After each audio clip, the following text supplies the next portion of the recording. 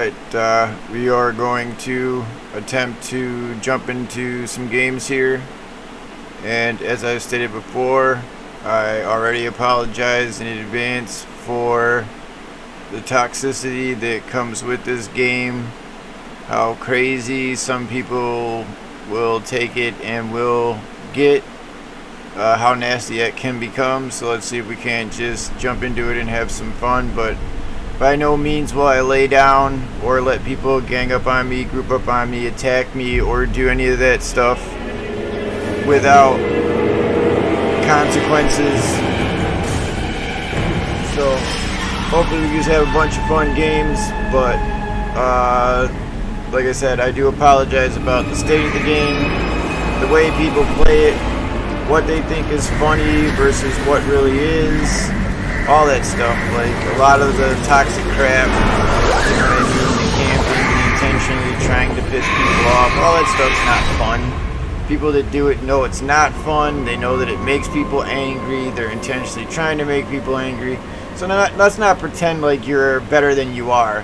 Especially like, for example, Spook and Jukes and all these other people that are trying to act like they're better than they really are. Trust me or not, someone sat on you and did the same stupid shit to you as you go around doing to other people. You would get pissed really fucking quick. If I sat on you and kept on going into game after game and tunneling you out or sticking you in the basement, which is half the stupid shit you guys do, you do that at somebody else's expense, somebody that paid for that experience. I hate to tell you, that's not a very mentally balanced person either.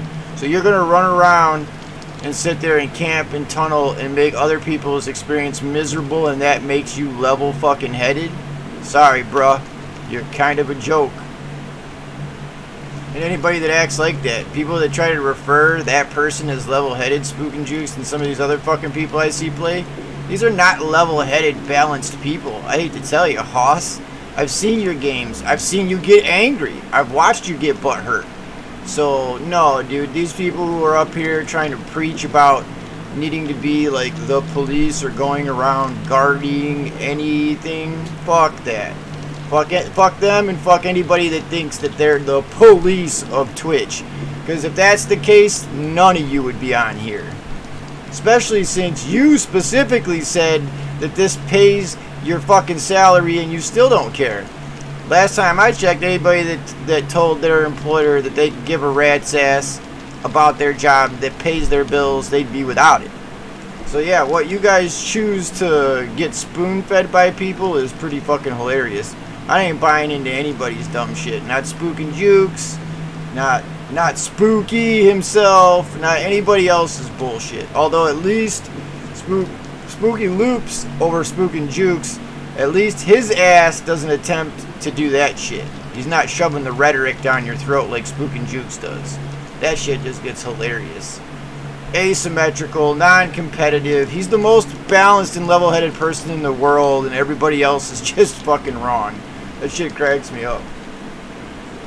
When I've literally watched the person get saltier than a motherfucker time and time again. So, yeah, I'll like I said, I don't know, I'd rather be whatever I am than you good people can stay you good people. Level-headed and balanced my fucking ass. If you're a level-headed individual and representative of Twitch, then they might want to fucking find a new avenue, let's put it that way. If you speak for Twitch, then they're in trouble.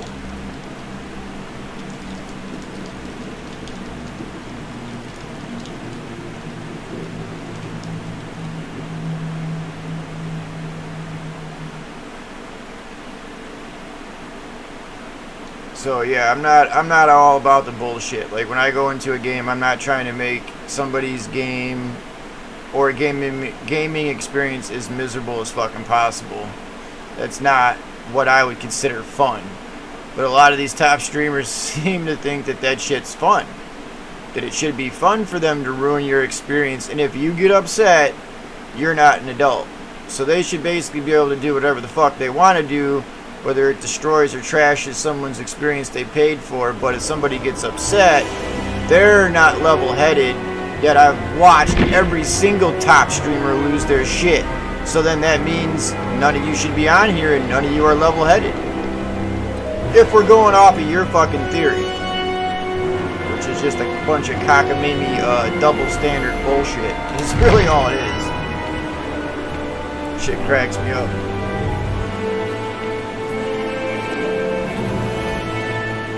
Almost every top streamer out there just sits there and fucking literally is a hypocrite. I haven't met one streamer out there yet that isn't a fucking hypocrite. And I haven't met not one single level-headed streamer out there either. That includes all of the streamers. Every single fucking streamer that's on Twitch. There ain't one of you out there that's above being angry, getting butthurt, or doing stupid shit. None of you. So trust me, there is none of you that need to be going around or in any way have the right to be going around and trying to police or inject anything else on other people unless Twitch hired you in that capacity. If they did, hey, great. If not, like I said, that opens yourself up to quite a bit of legal action, considering the last time I checked, not exactly your area, hoss. Then again, like I said, you can kind of tell the people that have been through shit and the ones that haven't. I ain't seen no fucking scars on you, bud. So I'll be willing to bet you're all mouth, you know what I mean? All gums and no go.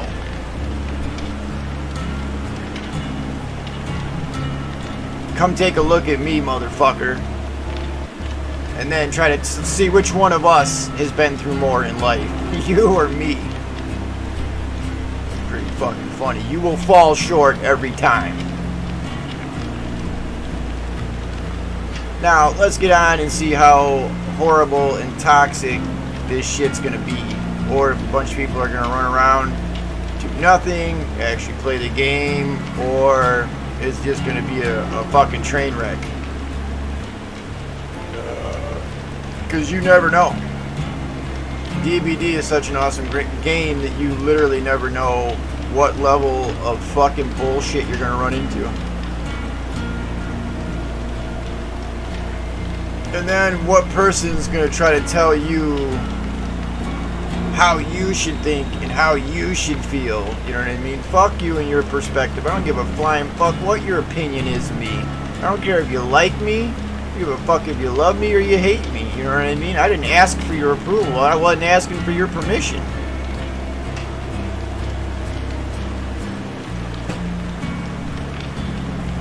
I think I've made that abundantly clear the entire time I've been on here. I could give a rat's ass who likes me or doesn't. For some reason, you people are all caught up on it though. Way too butthurt, and your priorities are literally ass backwards. It cracks me up. I have literally watched what people throw money away on. Don't ever cry about like taxes or problems again when I watch the amount of money that you have thrown away on people that don't deserve it. Not one motherfucker on Twitch here that has subbed or given money to anybody has the right to bitch about having financial woes when you're throwing money at people that don't deserve it. So remember that. You're no fucking oh, times are tough and the holidays are tight, then probably stop giving money to people that don't deserve it. Fucking idiots. But you'll cry about shit being tight and how horrible things are, yet you're the cause of your own fucking problem. Giving streamers subs and money and all kinds of shit that they have absolutely not earned whatsoever, and then gonna sit there and cry about it though. That your shit is tight, money is tight, this is tight, da da da da da. Well, maybe pull your head out of your ass and it wouldn't be so tight. You know, that old fucking chestnut. Because so far I haven't seen one top streamer that's earned any of the shit you guys throw at him. So maybe I'm missing something here. But I haven't seen anybody do anything spectacular in this game in a long fucking time for you people to be throwing subs and money at a lot of these goofballs like it's going out of style. So you clearly must have money to burn and shit to waste, extra resources to waste if you're gonna do it like that. You know what I mean? So don't turn around and cry later.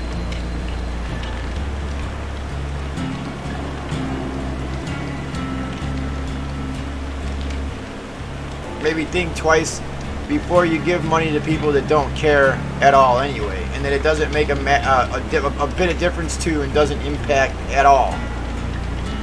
Maybe actually look at the people that it does impact and start paying the people that are busting their ass and paying the people that are appreciative, and maybe not paying all these people that just give a rat's ass or could give two shits about what the fuck happens to you guys or the content. Yeah, you might want to start pulling your heads out of your asses as viewers, because you're all looking pretty fucking cringy from here. Literally throwing money at people that fucking in no way deserve it. Shit cracks me up.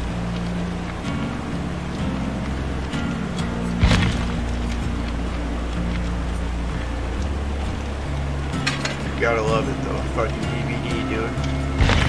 Dead by Daylight, the only place you could be fed a steaming pile of fucking bullshit and then act like it's fucking fact.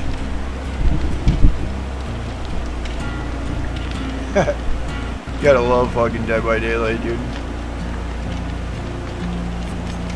Biggest joke ever made, yet people wanna fucking act like it's curing cancer and shit.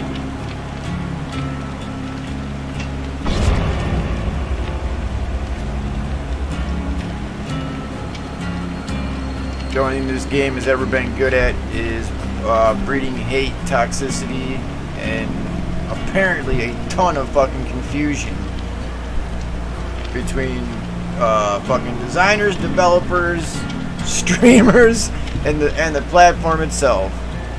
So far, I haven't seen any of this shit come together in any type of good fashion whatsoever.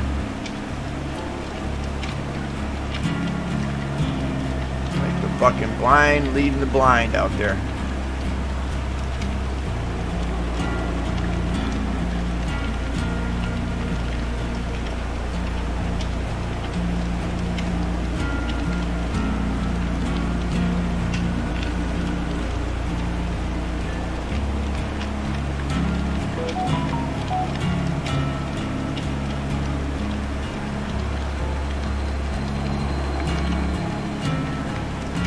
Or maybe we should just all run around making the fucking game as fun for everybody as Spook and Jukes. Maybe we should all just go sit on him and his channel and make it fun.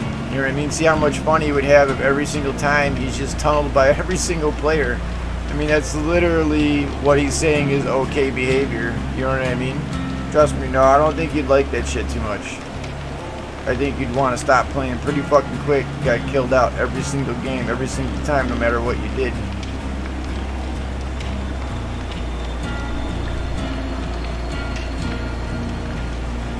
Oh, that's right. Then you just go over to the killer side and try to hide on the killer side.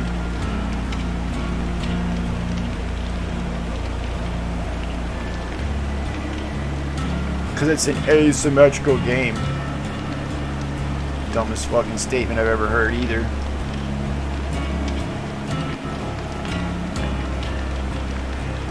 Asymmetrical and non-competitive are two words that do not belong anywhere near this game.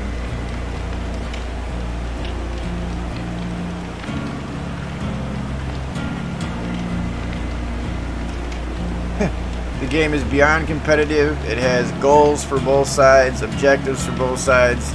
They do not coincide. I'll say this again. As long as that's the case, and the goal is not to just come into the game and stare at the ceiling or watch the paint dry, then it would not make it asymmetrical. Those objectives directly clash, and there can only be one winner.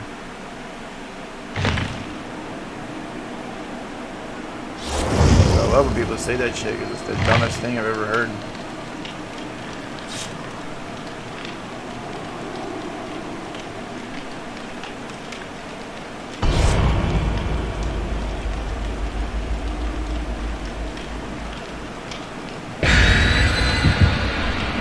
Yeah, buddy.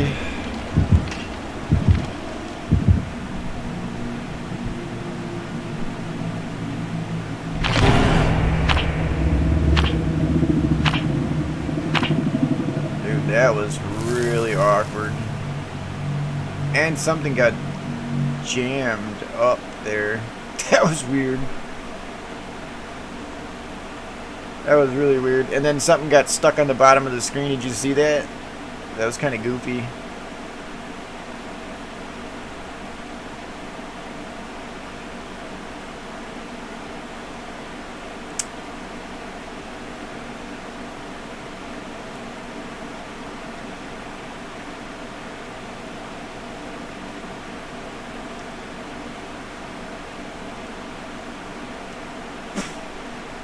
See, like, I like Spooky Loops.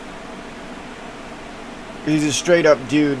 He doesn't really seem like he's trying to shove rhetoric or anything down people's fucking throats. But Spook and Jukes, man, just got a whole thing going on. Acts like he kind of like created fucking Twitch when he didn't. Had really no part in it, obviously. Kind of is one of those people that you can tell like sit behind a keyboard and hides that way and is not one of the all about it motherfuckers. Like, you can tell those people who are all about it, you know what I mean, and those people who aren't. He's one of those I sit behind a keyboard all day motherfucker, and I'm not all about it. Look at me one time, dude, versus you. You'll see which one of us is all about it.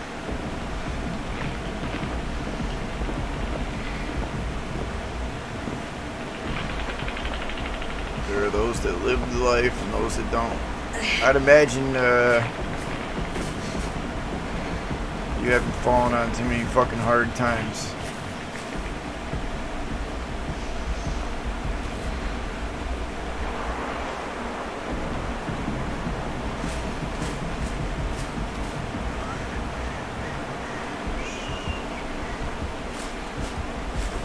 Bench face right on by me. Spirit. So that's always good to know.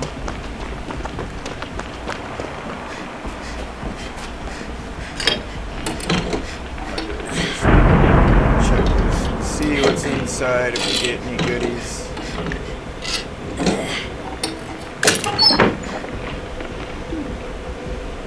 It's a regular med kit.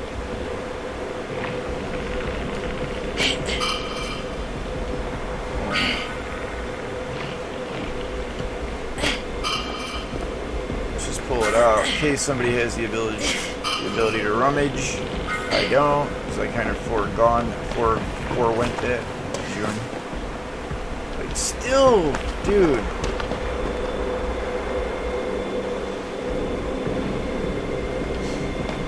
Still just hemmed up this side.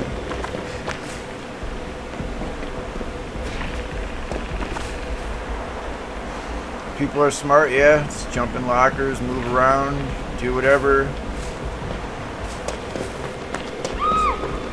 Oh, they got forced into the center part of the map. Should have stayed to the outer edges and just not let this corrupt force you in to where you don't want to go. I mean, it does suck because like it can be a little bit of wasted time. But see, at the same time,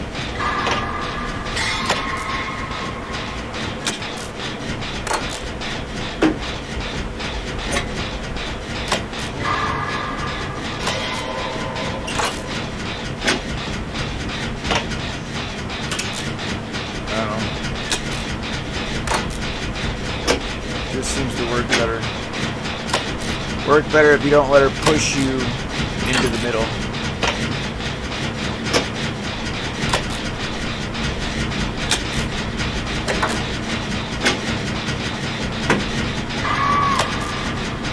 It's my only advice I'd have to say on any of these killers is don't let them like constantly push you to the middle.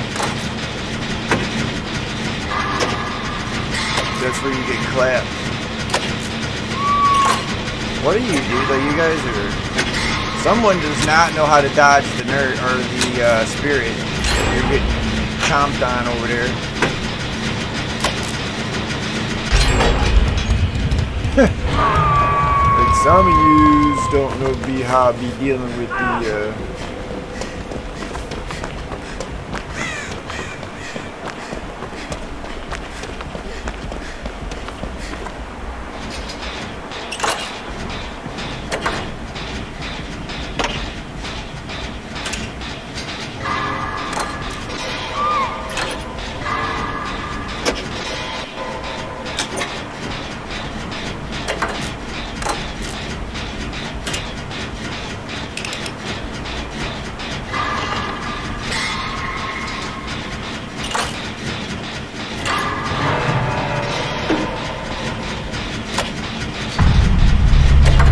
That was 3?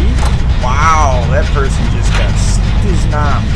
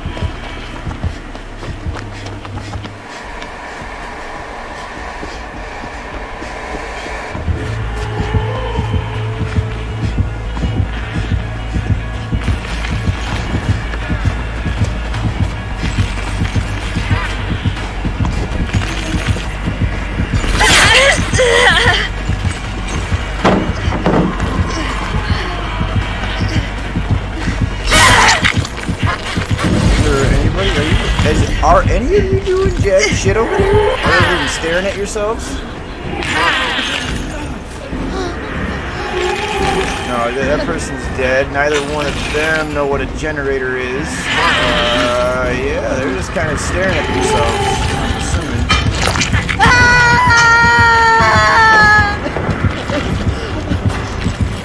So you guys got absolutely destroyed by a spirit.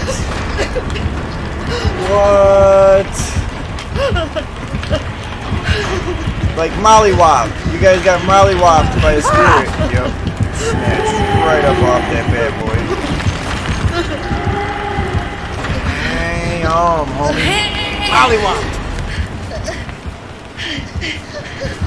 And you, oh my god. You unhooked me to give her a free hook. Oh god, Kayla. Sweetheart, say that I completely figured out what the fuck you're doing, man. Hopefully it buys enough time for you. No, you're not. Oh, he got off. Oh, they got off. That was real nice of them. I'm stuck in the damn potato show. Why weren't you doing a gen then? You guys are...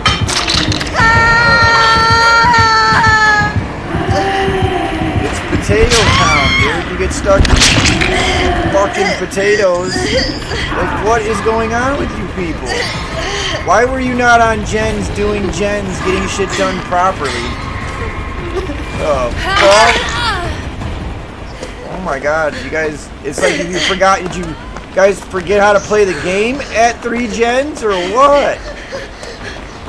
Holy crap. Here, I'll go way over here and actually do the game, since you guys don't seem to understand the game. That's fucking sad. I gotta go way over here. Oh, and it's because it's the double gens, like, right up on each other. That's what the fucking damage is.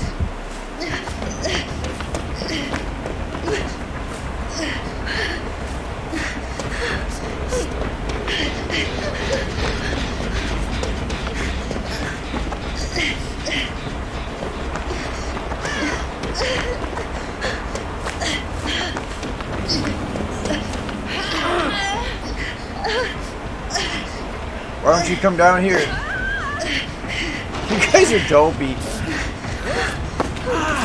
So I said, why don't you come down here so we could heal really fast? Instead, you waited 10 years, now she's here. Oh, she went the wrong direction. Go, go, go, go, go, go, go, go, go.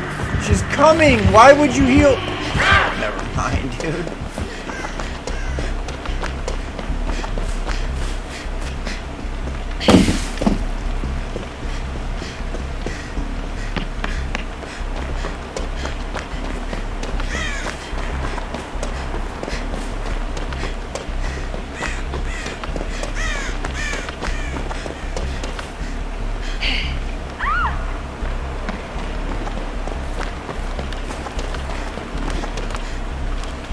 Where is the...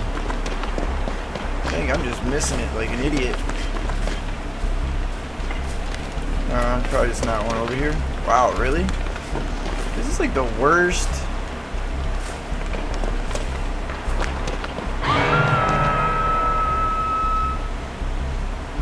They are not doing so hot.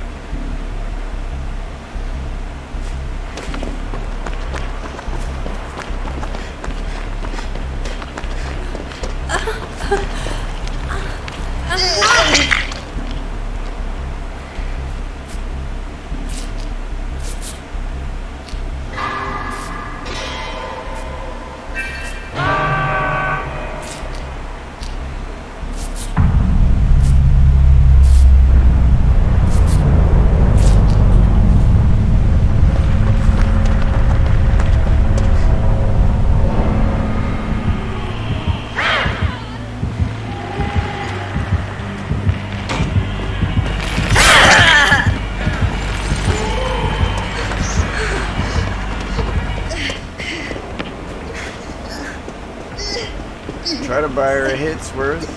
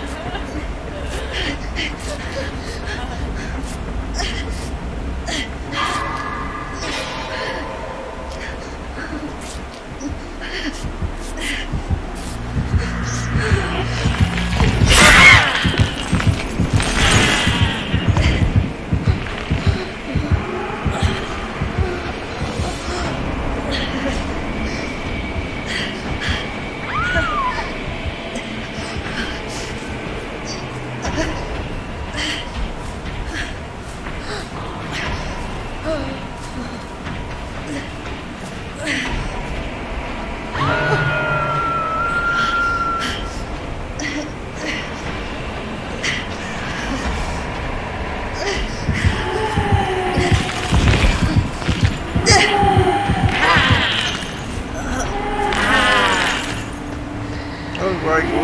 You're going the wrong way. You're trying to put me on a hit. I only got 3 gens. They forgot how to play the game.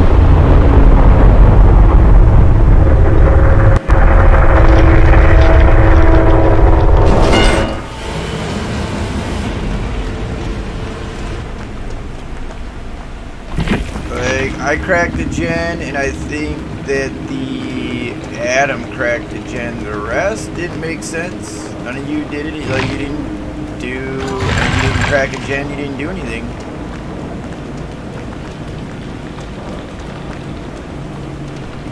Yeah, not too worried about the lost items, but yeah, you didn't like you ran out. I don't get it. Like, that's what I'm trying to say. A lot of it to this point, it didn't make sense. You ran out there and just got your skulls pummeled, and you did nothing. So I don't know. Again, was that your attempting at? Is that your attempt at looping? What was the deal? Because 2 of you were getting your skulls smashed right away, doing absolutely nothing useful. Like, the killer wasn't that good. That's the problem. The killer only made it like around because of the speed. That was fine. It's a faster killer, but on intelligence and gens wise, that killer was beat. You guys gave the game to the spirit because you chose not to play properly. See, at 3 gens, you just stopped playing gens. We're well ahead on the gen count.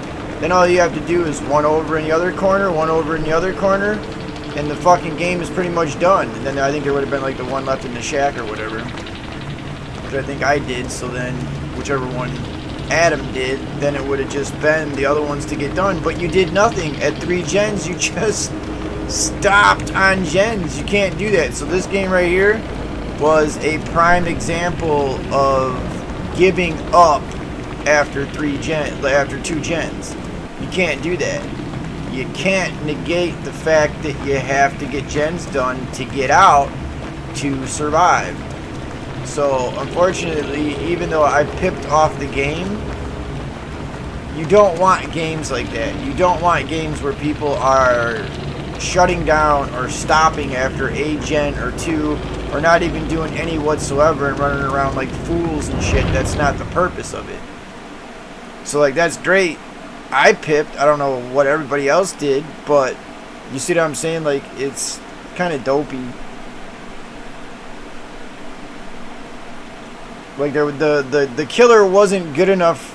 That wasn't a good enough play out of the killer for a 4K, but the other people were just giving it to her. Like, you're running and not looping her. You're running to areas where you just literally are going down in less than 10 seconds. Like, you can get a good read really quickly off of what's going on if the people know what they're doing or not. They did not know what they were doing. Or if you did, you were hiding your skills really well. If you knew what you were doing, you were absolutely hiding it then, because that did not look like you knew what you were doing. And that's kind of the problem with Dead by Daylight, is having too much of that and too many of those. You know what I mean? Now, don't get me wrong, you're not going to win every game, and that's that. But to have the game, usually when 2 gens crack right away in your favor, you don't have everybody turn around and then just start offering themselves up to the killer. That's pretty much what was going on. Killer wasn't making spectacular reads. They weren't mind gaming anybody. These people were literally running into nowhere, dying, just getting themselves killed. Like, when it's me and Michaela all the way to the end because you guys have blown the opportunity of being able to get out, you know what I mean, via getting the gens done now, because there aren't enough people left to cut through them. You know what I mean? Like, you might want to start doing something and actually being productive during the game.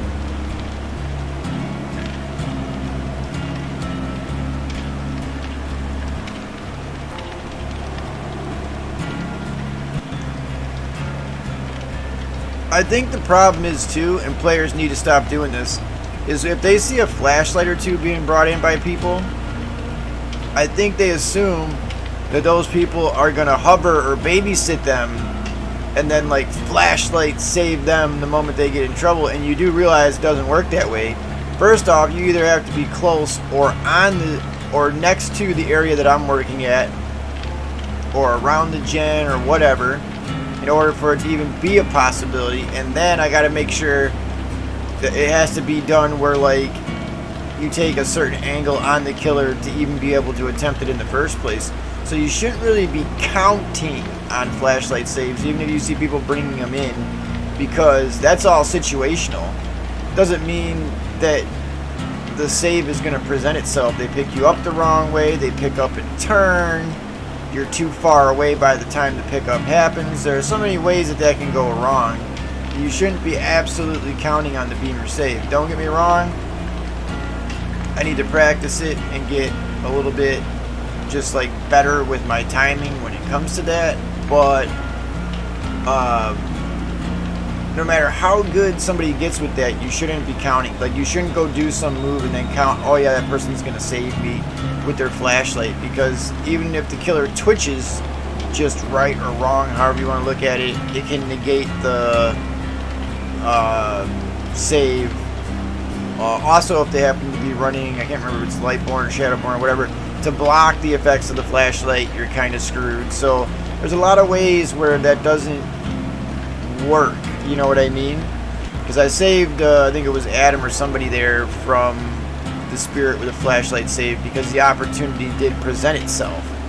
But most of them went down so far from me that it wasn't a real viable option. You know what I mean? Like, I wasn't gonna, there's no way I'm running across the map and then getting in position in time for the flashlight save. So it has to be within either we're working on the same gen and you get clipped, you know, rather close to me or something like that, then it's a possibility.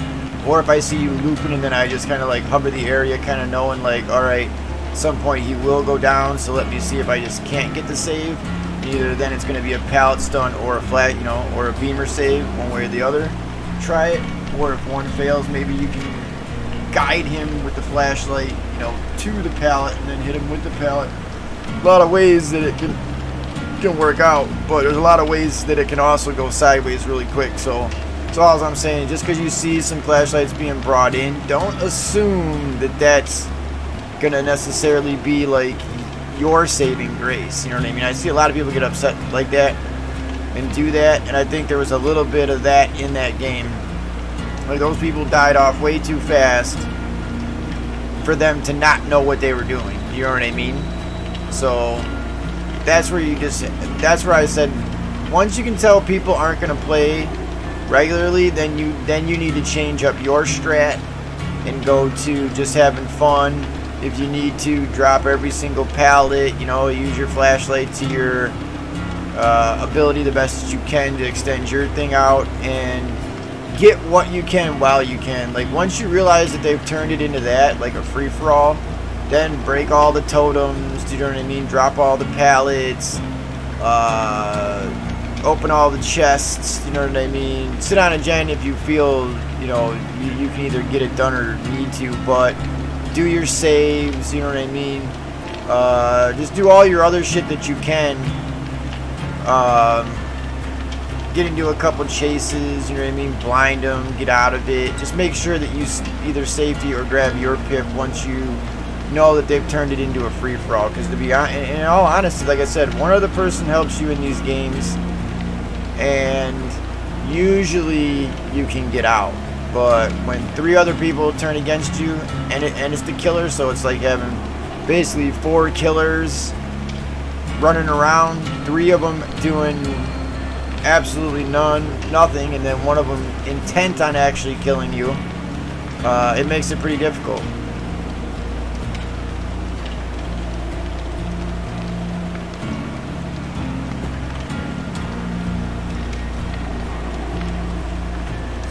Like, that's something I guess they should have put a warning thing on DVD long before that. Like, this is not necessarily a team-based game.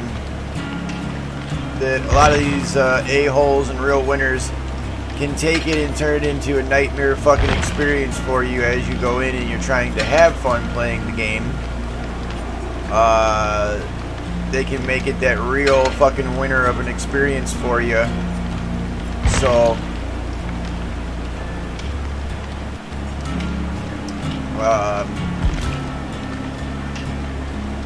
yeah, you know what I mean? Like, there's that whole chestnut.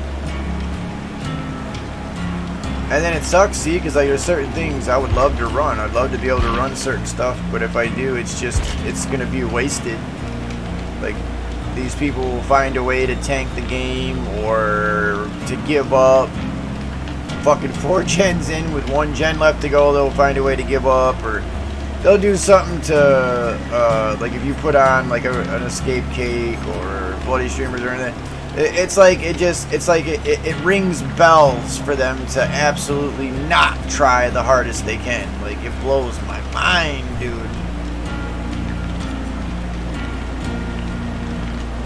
It's like they see it, and then in their head something goes off where it's like, alright, that means try as little as possible.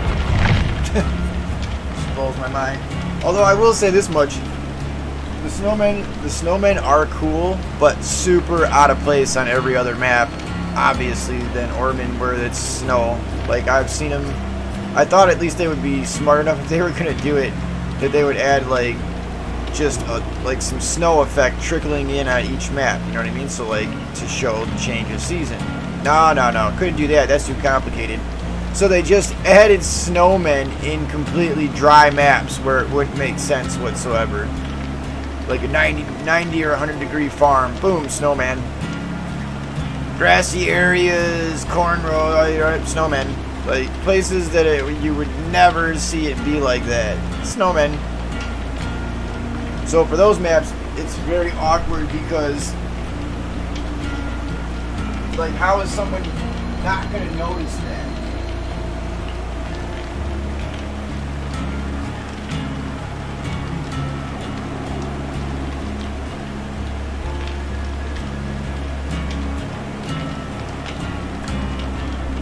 guess is like is my question. You know what I mean? Like you're on a McMillan, or you're on a Dead Dog, or you're on a this, or you're on a that map, and then there's snowmen. Sorry, that doesn't blend in.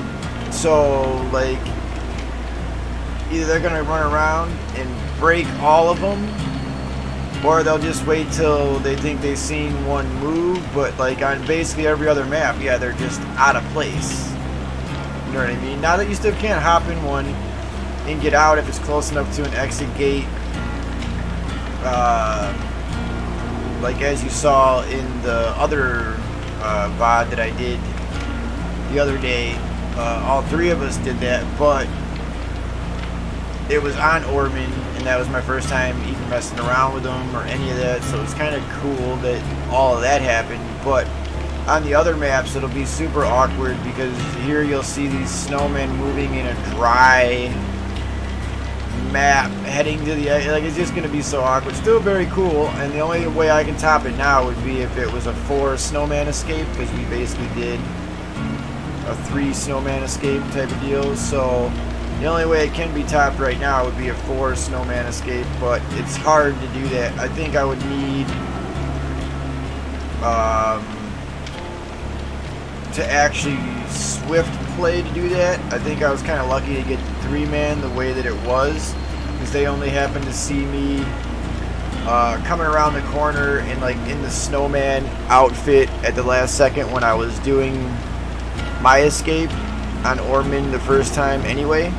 So it's not like it was planned. Like they just happened to see, like David saw me, then he hopped in one, and then Meg saw him hop in one and me already moving over in one, because I was still quite far away. So then she ran over and hopped into the other one that was in front of me and did her whole thing and kind of cut me off to the thing, because her snowman was closer. She just had to hop into the one that was already there.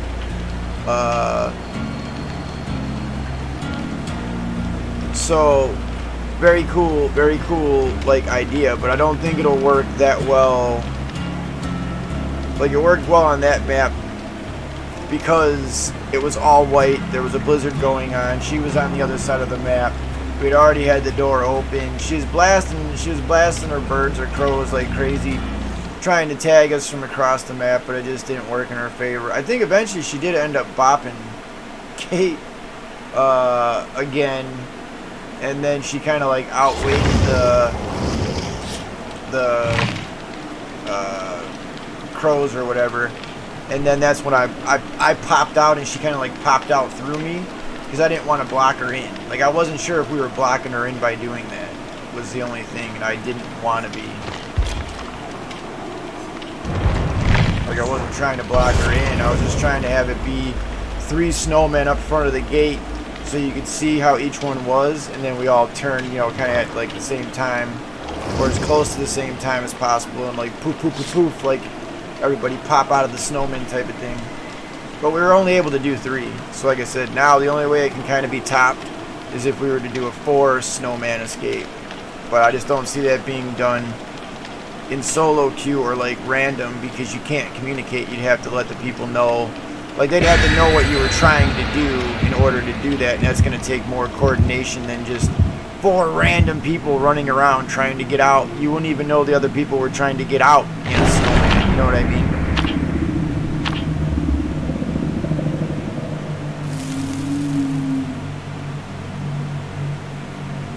So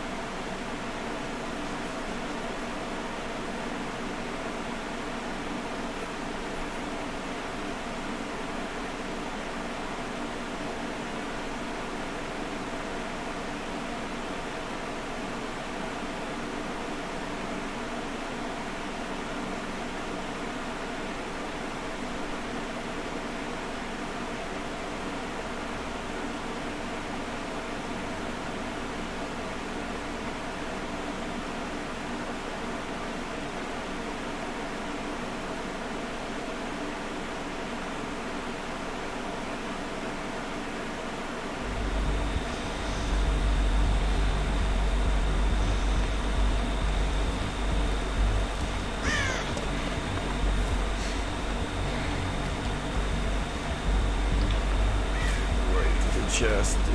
Alright. No big deal. Kind of figured that it was understandable. We're by an exit, so that's not good. Makes the gate great, but that is not what we need to be looking for.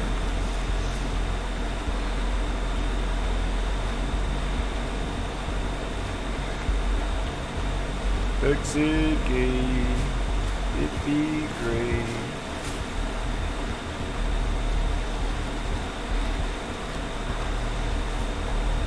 Oh damn. Just got her brain bucket bopped right away.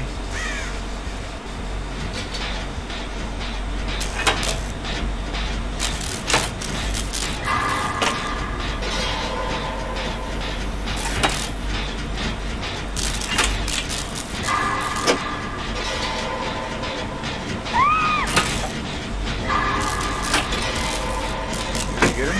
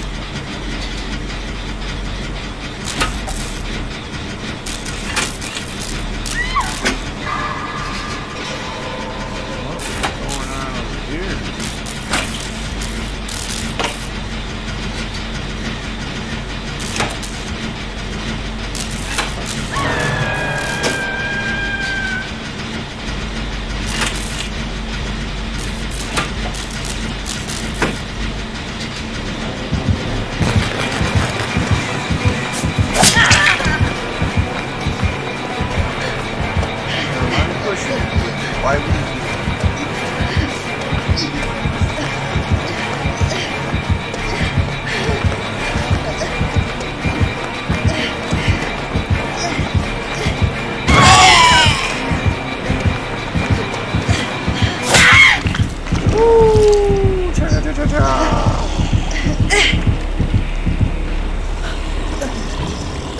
You always think about doubling back, but I'm like, nah, I'll make the pallet. But of course I got poor teammates again. Like, you saw right how that happened, and then I'm running towards the thing and I gotta cut the other direction because my teammate cut me off. Shouldn't have really been like the Fang. Yeah, Fang, you really fucked that one up for me. You know what I'm saying?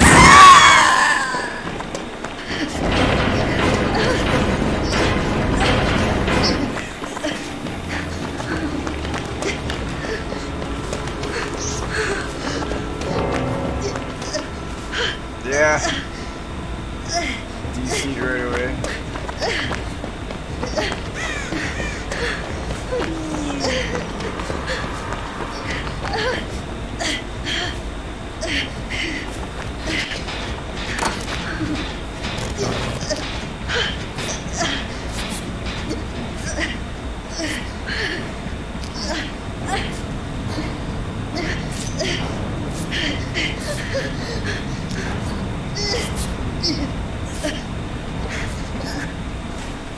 Like, this game is just... Oh, the hell with it. Let's just stun this gen and crank it out. These were a group of people that should not have been put together.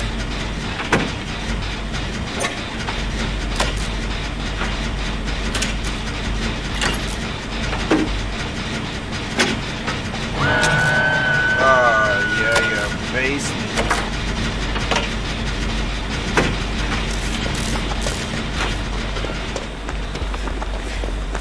That is the best shit of all.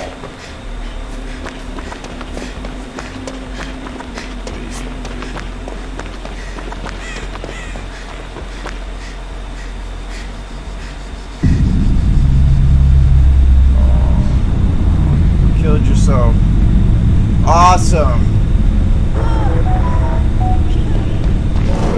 Thanks, buddy.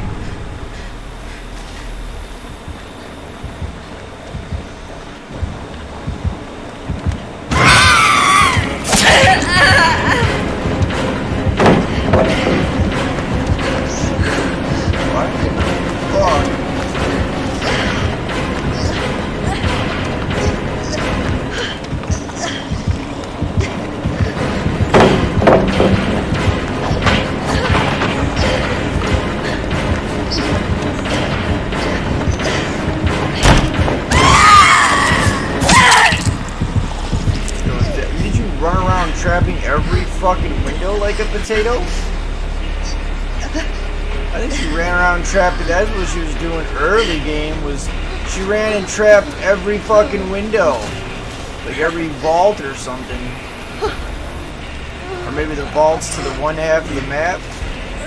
Yeah, dude, she did some doo-doo. She did some doo-doo.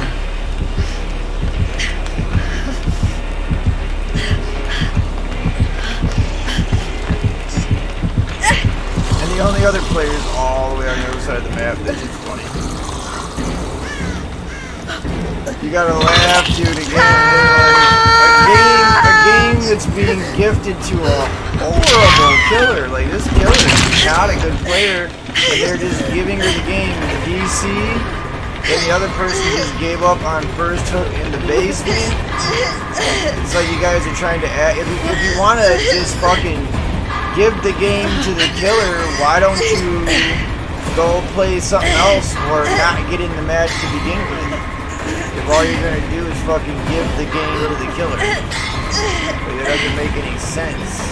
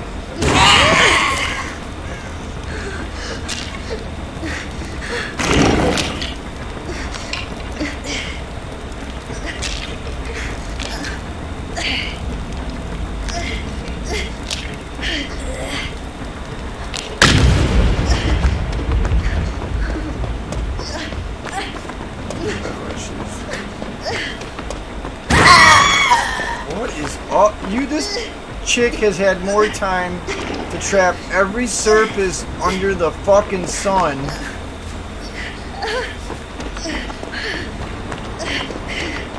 Ever seen somebody trap everything's.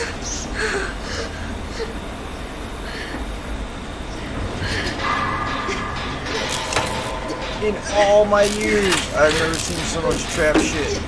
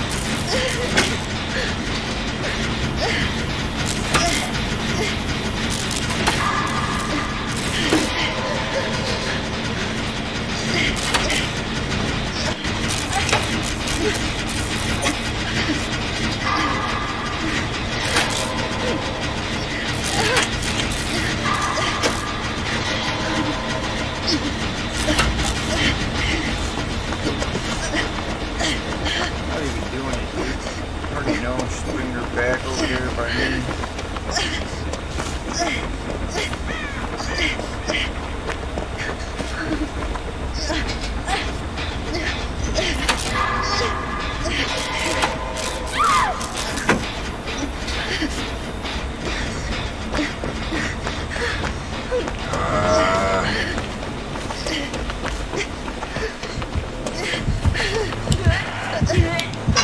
Shit.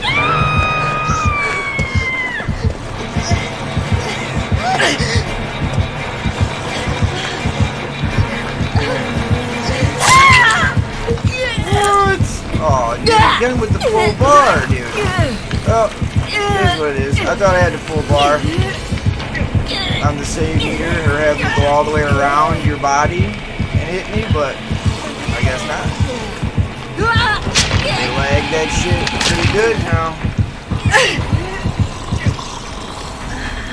should have been up off that hook and gone. I still should have went down. I expected that, but dude, they don't credit the hook gauge like they used to.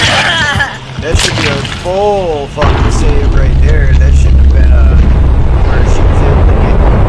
Like that should have been a full save.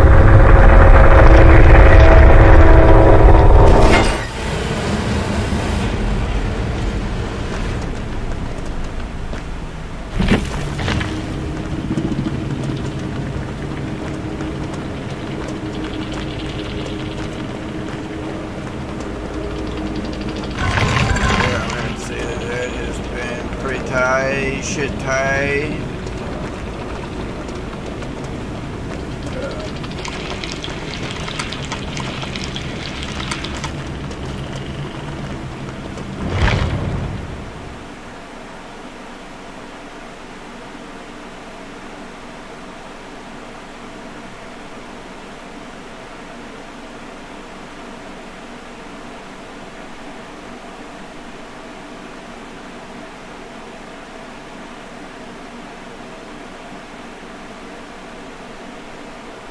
Yeah, I don't know what's going on. Like, I mean, that game wasn't horrible for me, but there's the DC, and then there's all the other people that are like, what are you guys doing? I don't get it. I don't know what the hell you're thinking, man.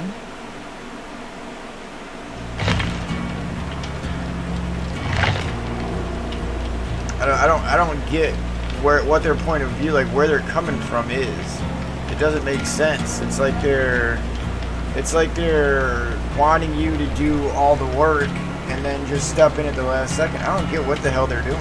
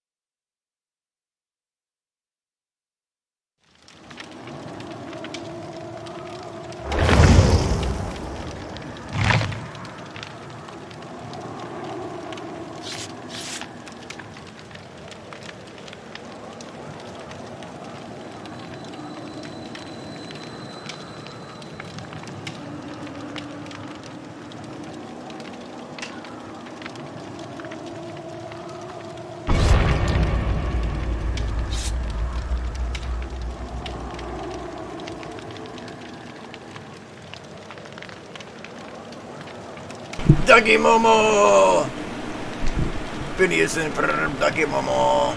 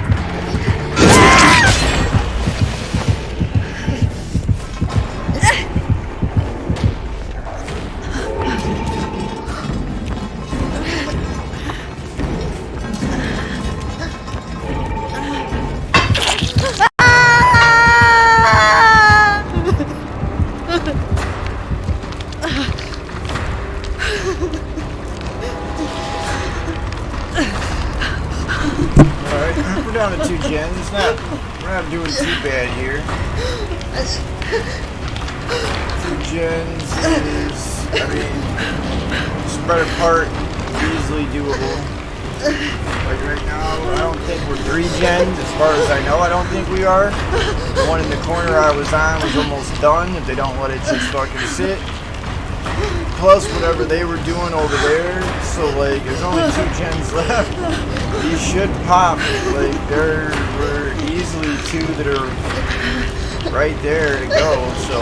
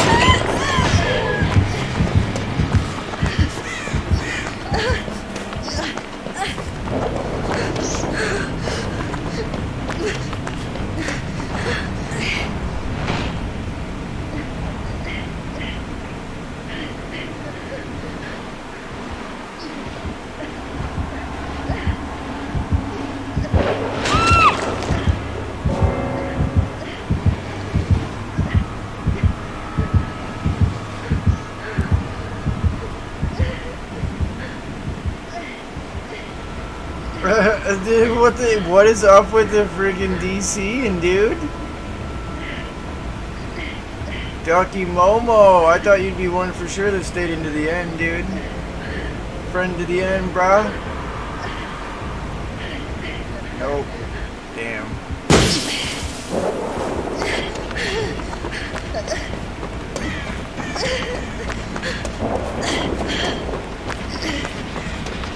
Gosh.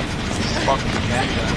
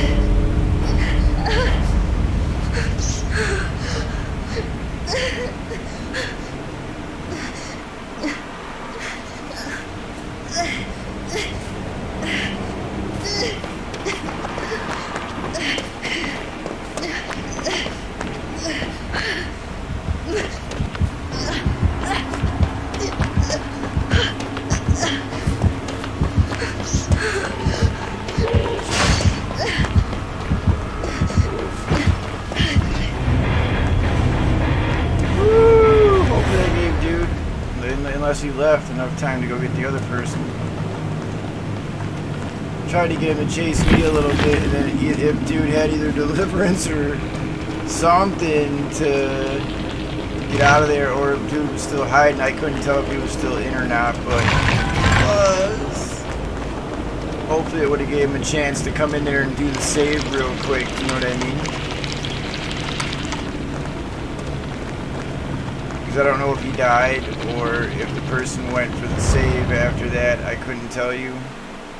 I wasn't going to be able to switch back over fast enough to see like what happened, you know.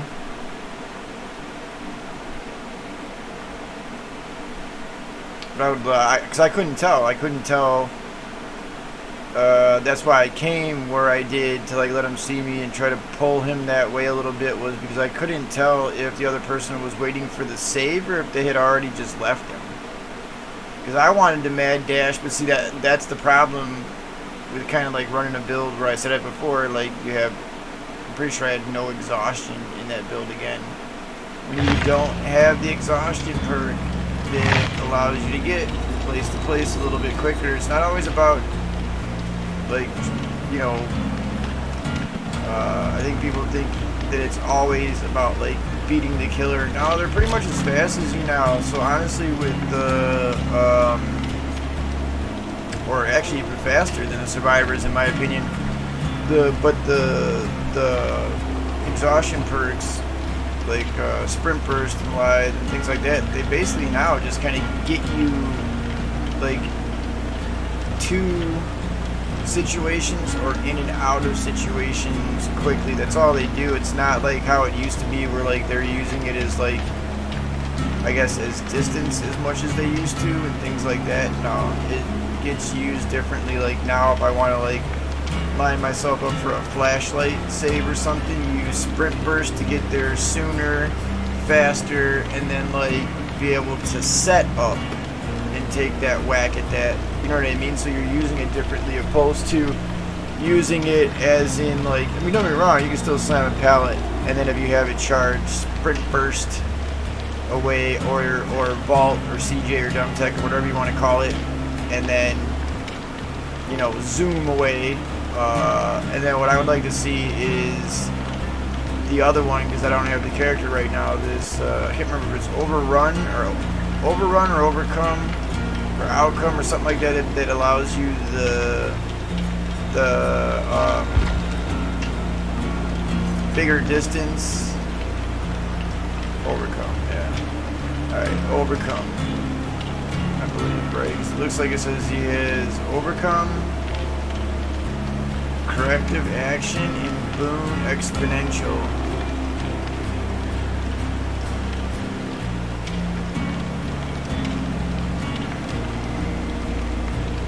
Wow. So I'm thinking the boon whatever allows him to what, treat dying survivors. That's weird. One of it is some type of corrective action. I don't understand that. And then overcome is obviously like the perk where you get like massive distance for some. I don't know how it does it yet because I haven't gotten to use it. I will shortly.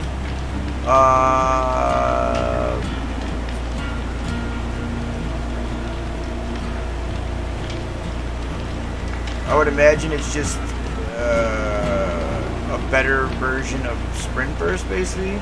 See, like now, if overcome is a much better version of sprint burst,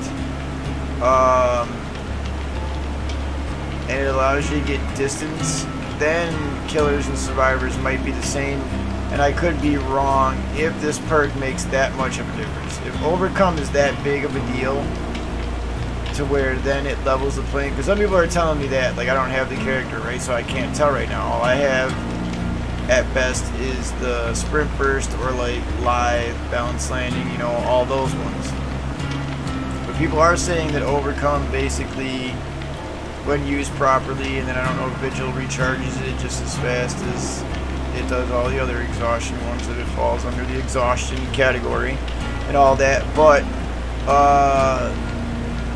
I've seen what it is like. I just haven't got to use it yet, and it does seem like that might be the equalizer. You know what I mean? That might be where now Survivor and Killer are, I don't want to quite say equal, but pretty close to it. You know what I mean? So maybe they did nail that one down, and you know, again, without having that access to that perk, you're not really gonna know. Let's just see if we can happen to get. I would laugh if we got to get lucky and it was like in the shrine.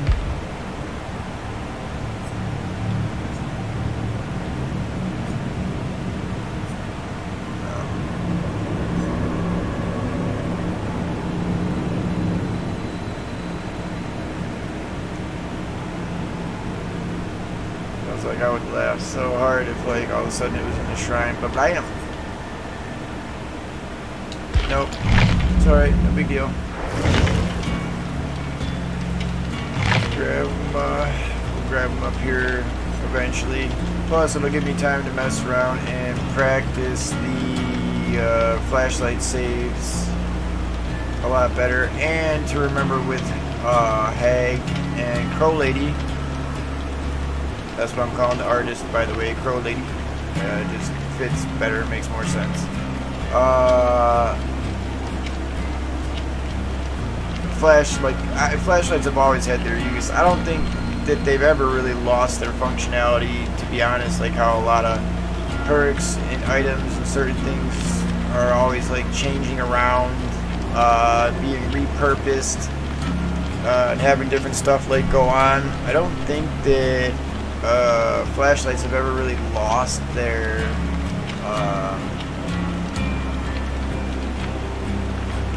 you know what I mean, like usefulness or core purpose. I don't think they've really been messed with too much, other than just adding like they had the goofy like ghost and Halloween theme, you know, flicker and bulbs and all the other stuff to it. And if you can get good with some of those other attachments like eyeball and the slower burning filament,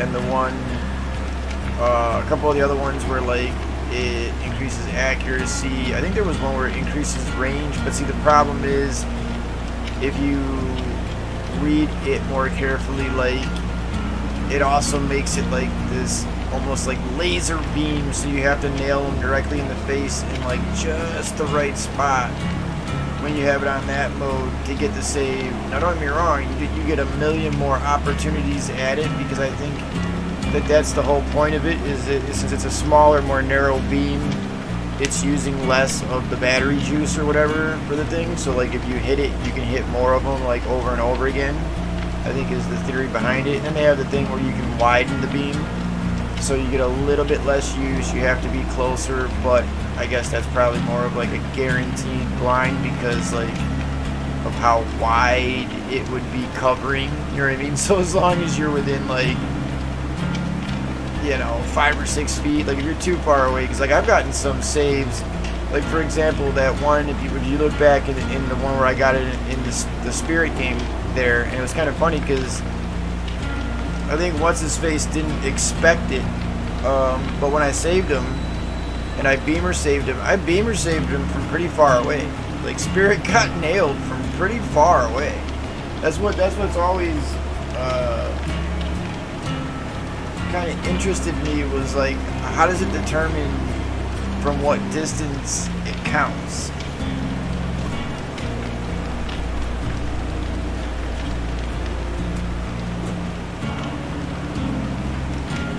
You know what I mean? Like I would like a general reference, like kind of like a Slinger's gun, for example, and his chains and stuff. You know what I mean? Like how, you know, like it's weird. Like some people say it's this to this, some people say it's this to this. Like I'd like to know like actual stats on like how far, roughly, and I mean like image. I would need like image stats so I can see the distance. And then after that, I would kind of know. All right. I mean, I'm still pretty good with it as it is, because like I'll just attempt it from fucking almost any distance, because usually I'm not like too far away. Do you know what I mean? Like when you are attempting a blind, you shouldn't be like, if you're attempting it from like further away, it just means a lot of times either you got stuck on something or you didn't get around something in the way you wanted to, but you still, like, you have to get it off at a certain time, and when the character like kind of is locked in the animation of picking up, you do not want to keep on, like, I've done it when they were in motion, but doing it in motion is a lot harder. Like doing a beamer or a flashlight save while the killer is walking is way more hard, unless they're kind of goofy and they walk like right at, they're like walking straight and then they don't see you and you can surprise them. Again, that's one thing, but so that's a little trickier to do. A lot of times the moment they see you or they notice that you're coming with the beamer, they're just gonna turn and like look down, up, or whatever direction to adjust accordingly.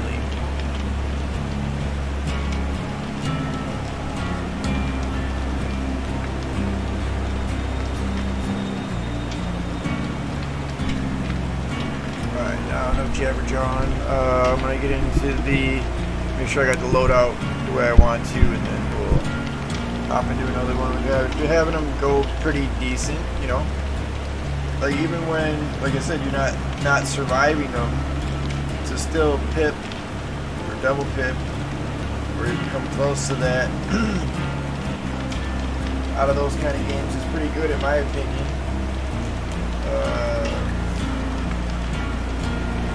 Considering it would seem like most people would die in that situation instead of actually do well. So I think we're doing just fine, just fine.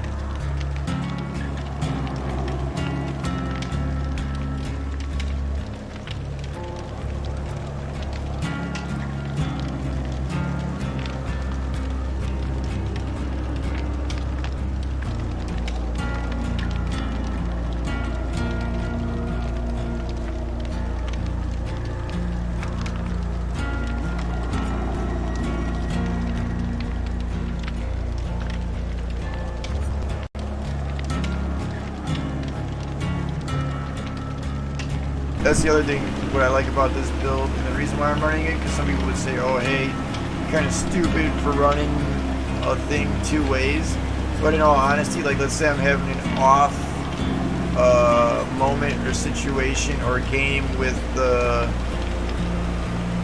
flashlight, then that's why I have BT as well, because then at least I can still run up, you know what I mean, and like get them that way, even if I can't prevent the thing.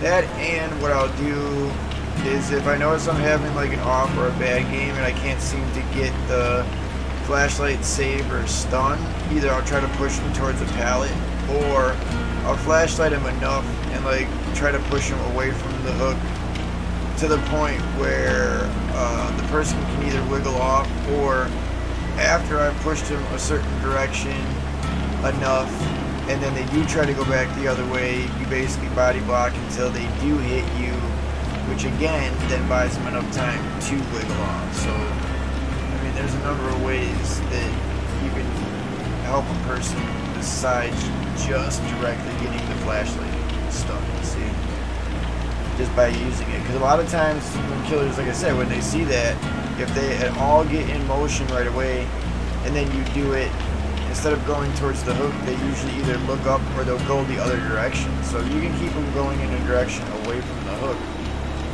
while they have somebody, you know what I mean, like you're kind of winning, you know what I mean, because they only have a limited amount of time. If the other person is truthfully struggling and then has their different stuff on as well, then they only have a limited amount of time before, you know what I mean, the person that's struggling is going to be able to get off. So, but that's why I run it like that, like, because I got to get better with the flashlight. The flashlight's nice because it saves the person from ever getting the hook state in the first place, but just in case they do, and then I'm like right there and I'm able, well, if it works out that way, like I don't want to say it like that, because like sometimes, as we all know, like ripping them off right away is not the best thing. You may want to wait a second or two and let the killer go elsewhere so that they have a much better chance of doing it. But let's just say for some reason he just doesn't want them to get off, or he is like sitting on the hook or whatever a whole lot, then that's kind of what that's for, you know what I mean? I don't obviously have the tier 3 of it, which would be great, the Grand and all that. And actually I'd like to run tier 3 of that, and then like probably Guardian if I came up against, I guess, a lot of like the campers or whatnot, because then that would kind of give the BT effect plus the extra 7% haste, disappearing blood and scratch marks, I think it was, and all that. Like Guardian does quite a bit in stopping that as well, like the killer from camping somebody out, basically. So I just haven't had to run that in a while, and then now I'm messing with this combination. It seems to be working all right.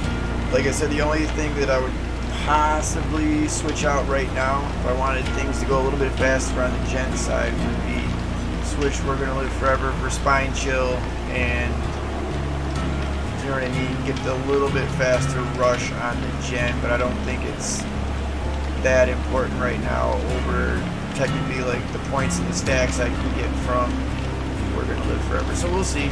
I may switch it next game just to see if it does go a little bit faster. But like I said, that's the nice part about mixing up the builds. But I think this is a pretty good build right here, because it's a build that's informational to people who know what's going on.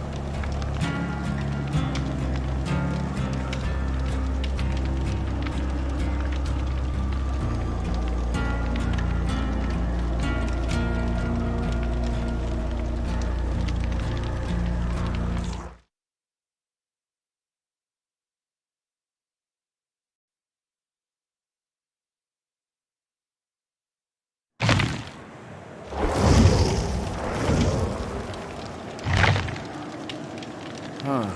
What is this place?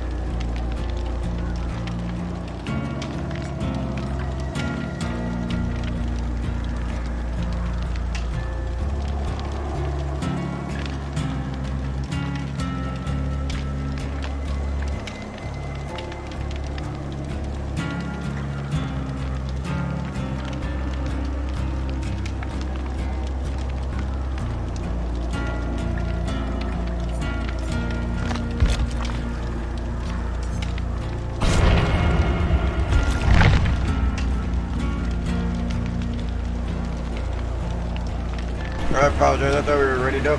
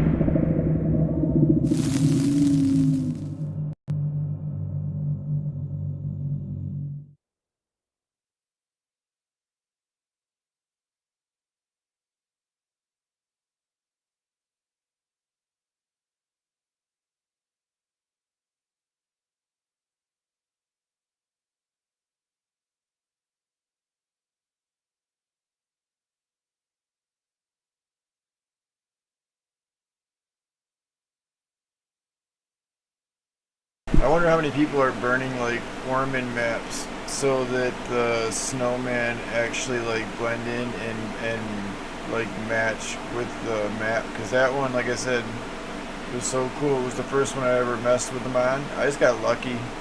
First map that spawned for me with them on, and then to get 3 snowmen at the gate, basically, and get out, like turn around, get to see all 3 snowmen, how they were, and then be able to get out. And I do believe that was against the artist, or I call her the crow lady, the bird lady, or the crow lady. It was really cool. Like I said, go back and check that out. It's one of the other VODs. It's the very first match of the other VOD. Like it's how awesome it was. Like it happened right away. See, this map I don't know so well, so I don't really know. Am I hiding? Am I making noise?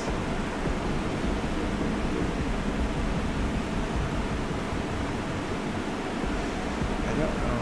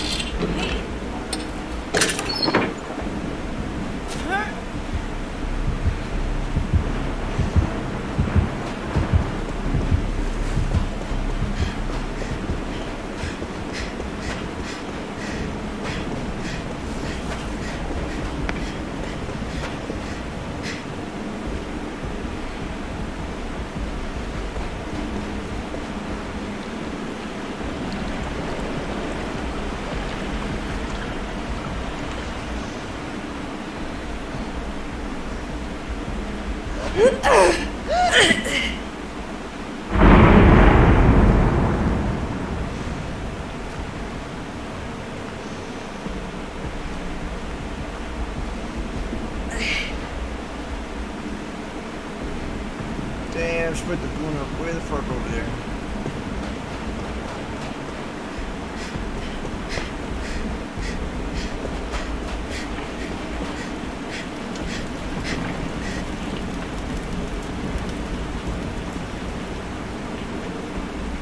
Dude, this place is massive. I will say that, like, as damn. Plague, huh? Trying to figure out what the hell we're playing against.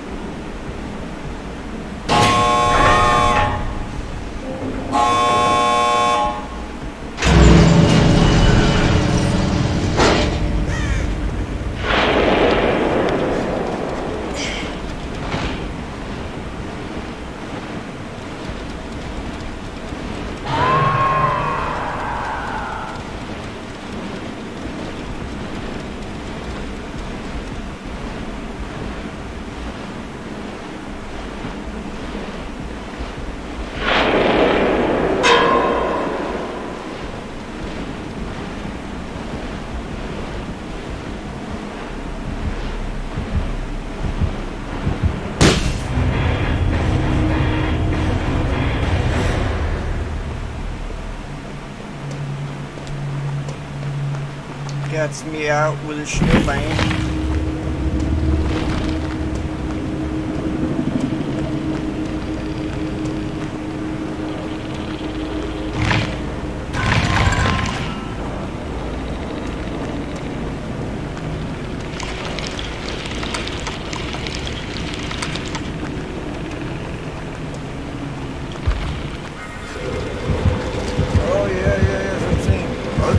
Possibility if she doesn't whack you. Get out with the snowman. If she pops you, that sucks. Because then you either get a like I just got a wraith weapon for getting out with one, and I got a sweatshirt before that. So like, if you are able to get out with one, just kind of get weird stuff like that.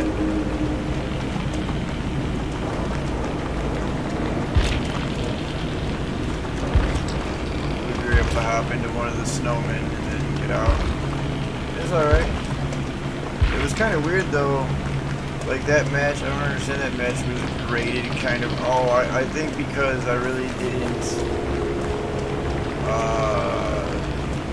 like I did a bunch of gens and then I got in a snowman, I got out with a snowman, but I didn't really, I needed to rescue and then get into at least like one chase maybe, and then that would have been better. So it kind of makes sense because I was like, wait a minute, like why was my score so low? But I didn't really, I kind of gen busted and then hopped out with a snowman. So I should have probably at least got into, but see, it was Plague, so I kind of take that all day long because I didn't really want to get into, like Plague's different. You don't really want to get into, I don't know, I didn't really want to get into a chase with Plague. I didn't feel like getting puked on. Like it's a little bit different with some killers than with others.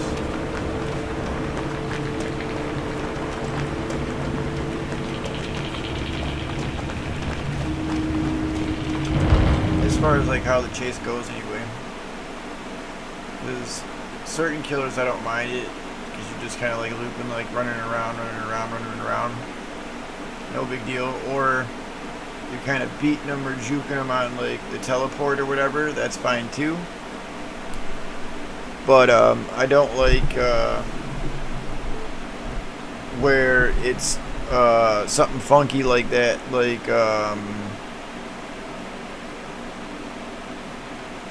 where they're like throwing up on you. And the other one, like I said, that I think kind of sucks a little bit is Pinhead, like automatic chain attack if you don't go and get the box, stuff like that.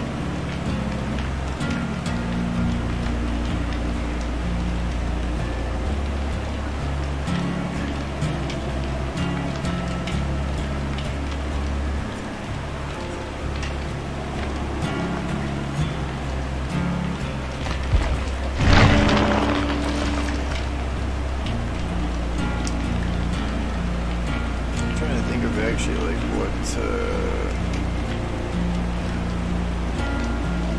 direction to kind of take her. This character's kind of like opening it. This character's opening up pretty good because she's getting like a lot of the tier 3 heavy hitters, in my opinion.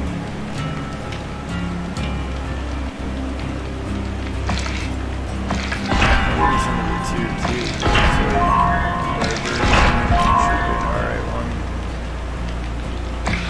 I gotta see if that one works as good as they say, because like by now it should have been forgotten about a little bit, so hopefully like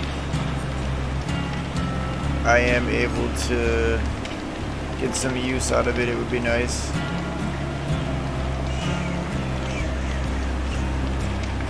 wonder if I can, let's see.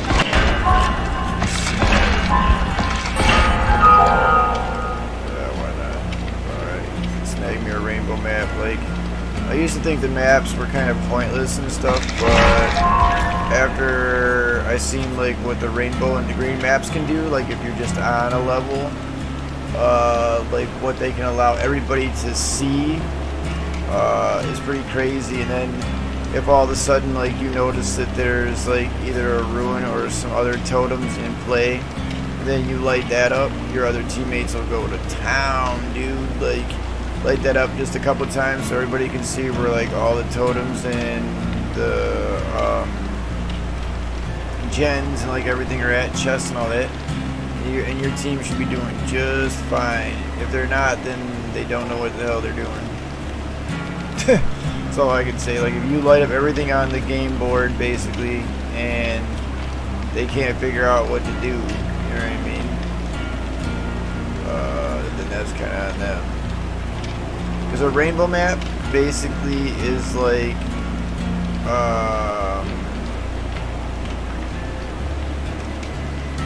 kind of having it's almost like having like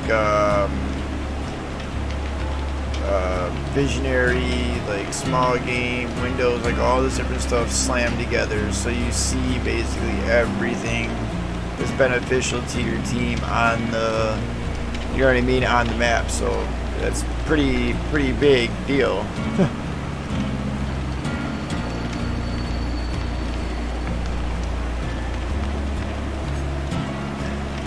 And then obviously the ability to mark and do other stuff like this right here, right? Crystal bead.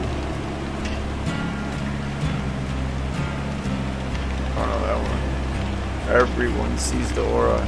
Let's see if I can grab that.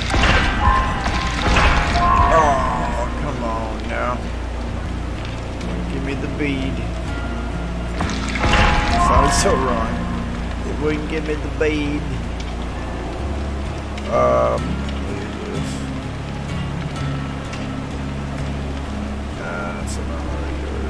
This.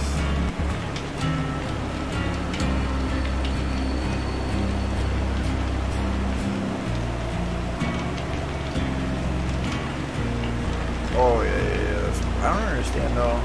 See like why that's so weird, because it doesn't.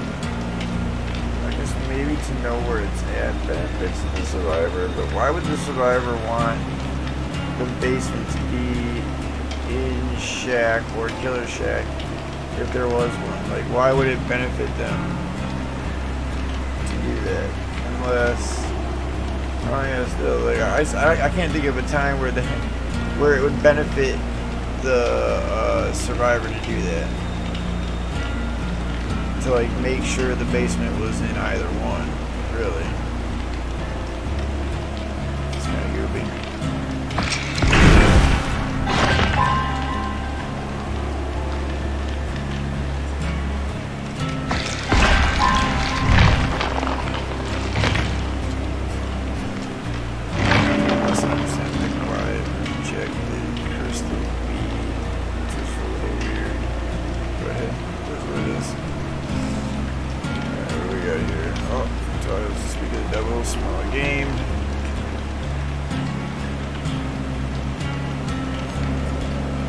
Flashbang creeping in here.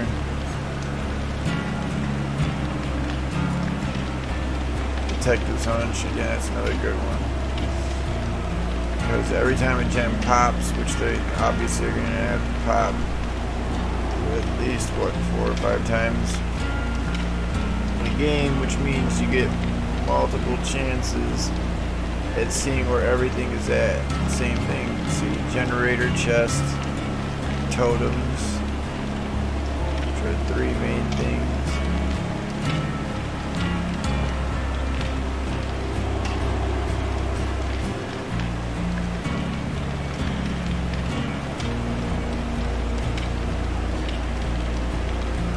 Okay, so that's what I was kind of wondering. So then Detective's Hunch and like a map go together.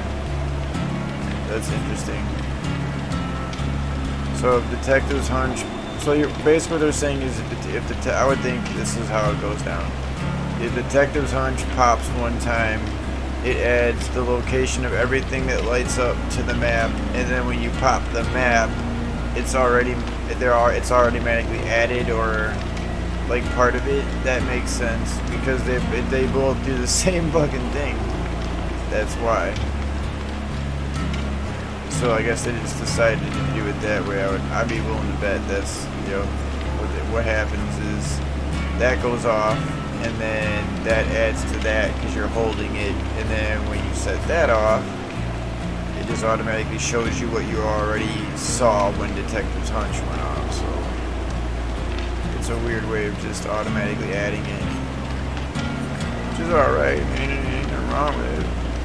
Still, again, you know, but nothing wrong with it.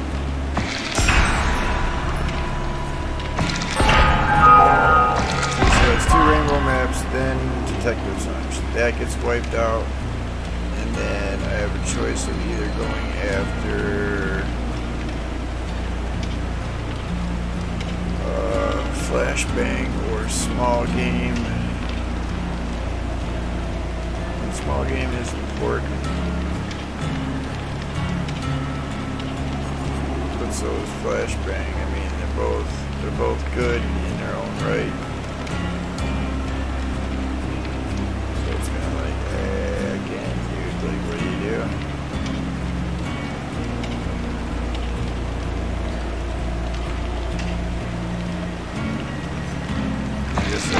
I guess I'll snap up flashbang this time, just because I know it's another means of saving people besides like the beamer. So you have for the people flashbang, and then flashlight, and then pallet stun. So that's like 4 different ways people can be saved. Right off the top of my head, so that's not too shabby.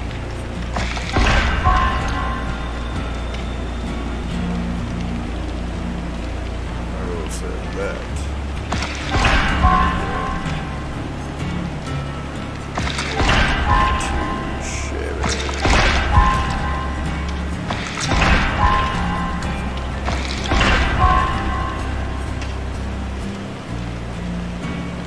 The whole track the hatch thing, it's just not as important anymore because the hatch is only for one person now.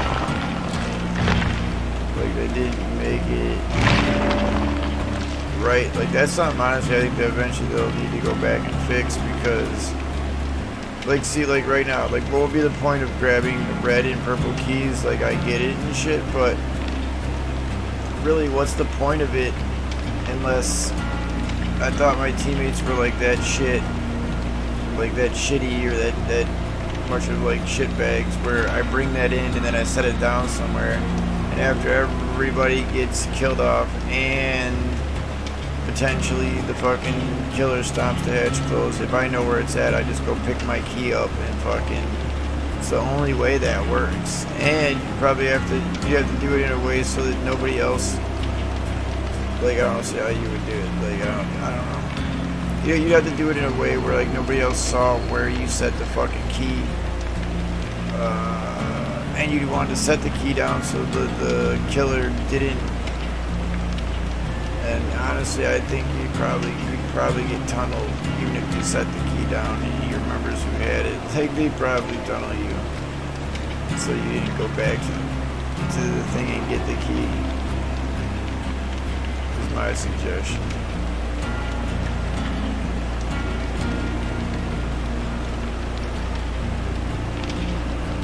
So keys really aren't all that, or I would do it. Like if keys were like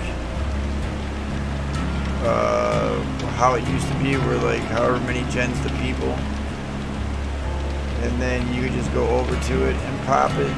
I would be like, yeah, but I would take it. But since it's not really like it's a solo item now.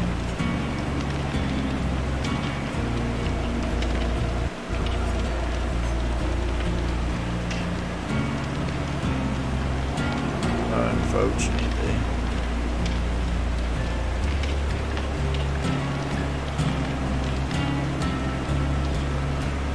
Although I do gotta mess around with some of these. I have like way too many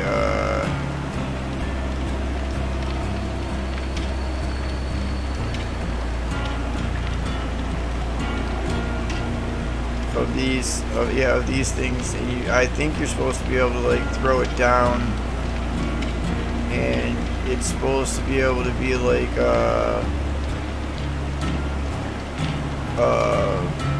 blinding save, just like a flashbang, I guess. So yeah, because I thought the firecrackers always were. As long as you did it right, they were.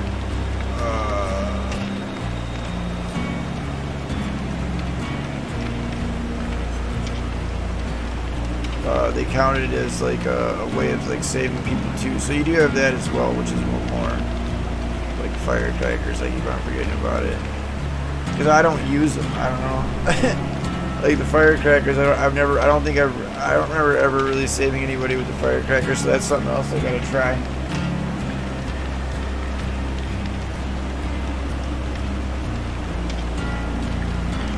I've saved somebody with a flashbang, but not a firecracker.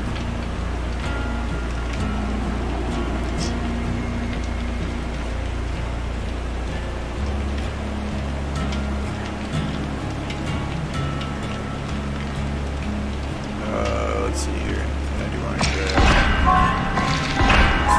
extortion. At some point, I am gonna mess with that whole thing.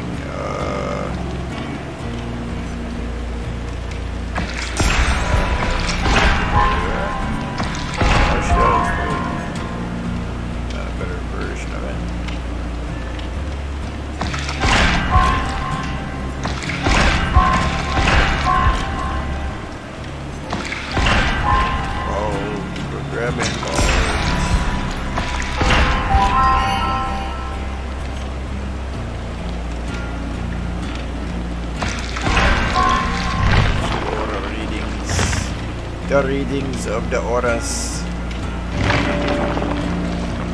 You do not want to know the reading of the aura.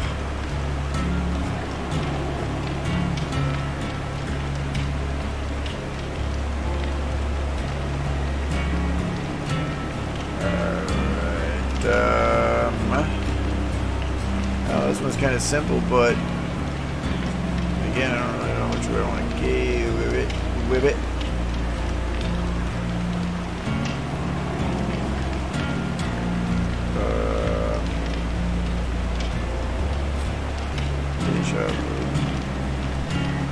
Oh, the close proximity thing, yeah.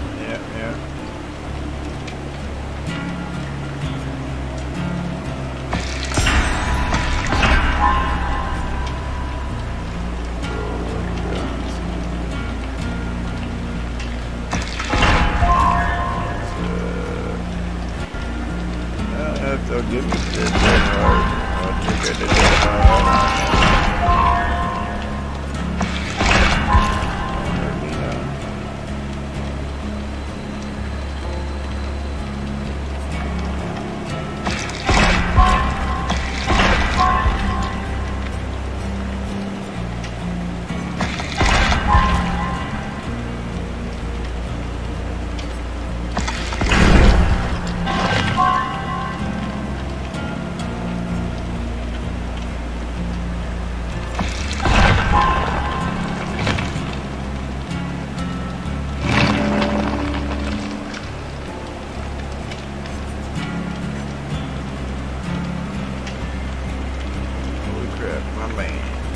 Oh, and then here it comes, ba-bam, they drop the big dookie. Right here, ba-boom, they drop the big dookie on me, which is, anyway, tier 3 balance landing literally after I bought the other one. Wow.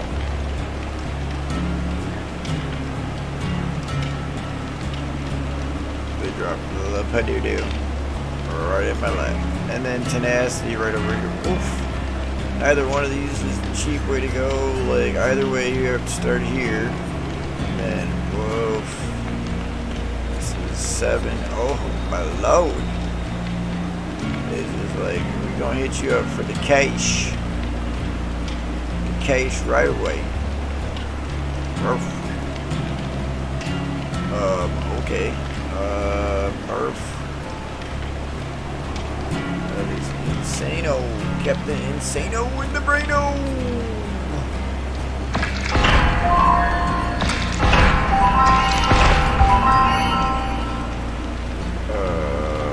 Yeah.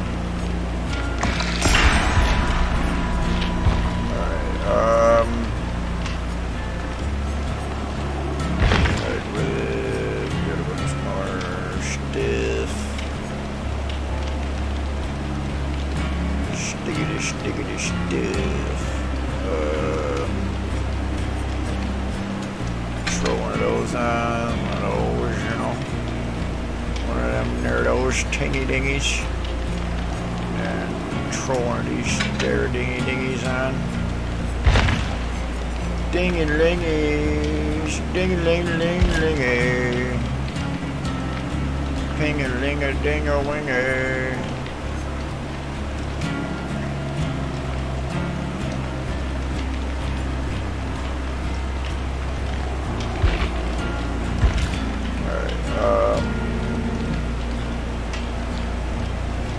Pumpernickel, alright.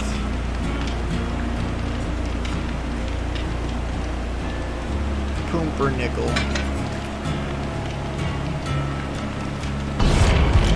Alright, we're ready to rock and roll, rock and roll.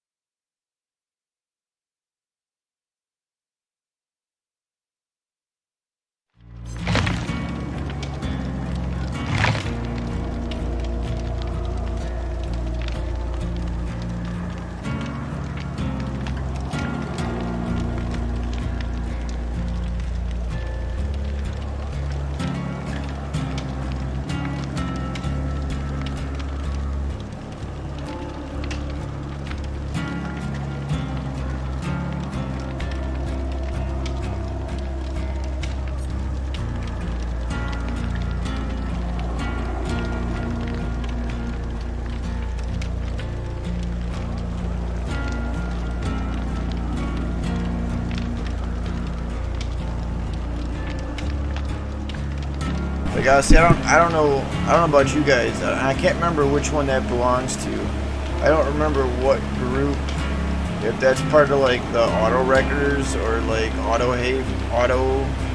like Haven, or which group that particular map belongs to, but it's too small.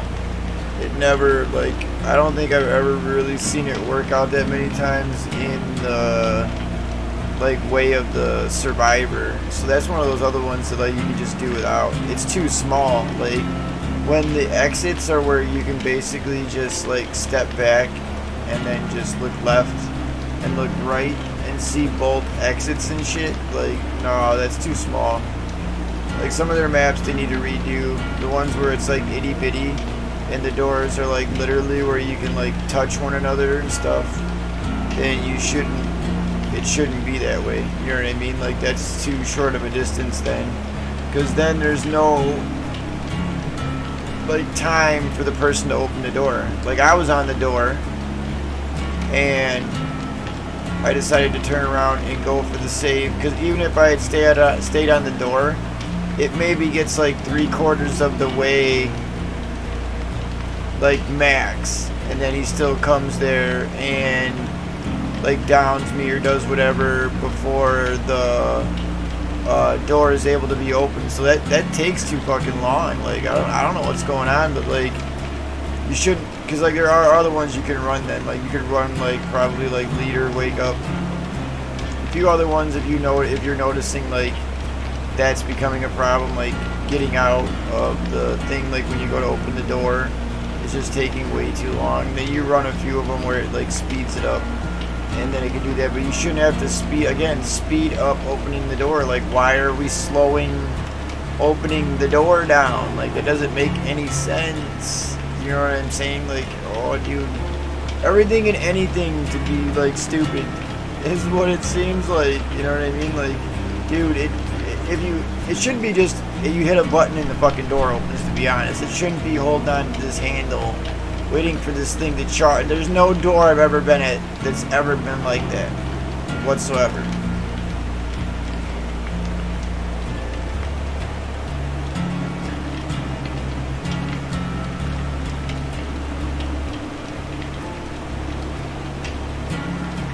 Wherever you came up with that shit, dude, I mean, pulled that straight out of your butt.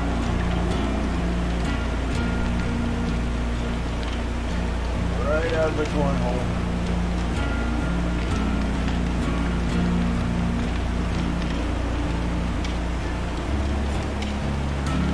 But the other thing I get angry about too is I had more than enough time and distance on Slinger to where when I had Leon there, I still should have went down. See, I don't argue that fact because it's a trade, but it shouldn't have negated the whole thing. Like he should have popped off, should have hit me. I went down, and then he ran over to her. And then they each kind of have like their decision. Either they go over to the other door and they open it, or they heal each other up and do whatever, try to get me and then go out or whatever. But it should have been an even trade at the end there, not where like he shoots me, it's right at the end, and then it just doesn't count the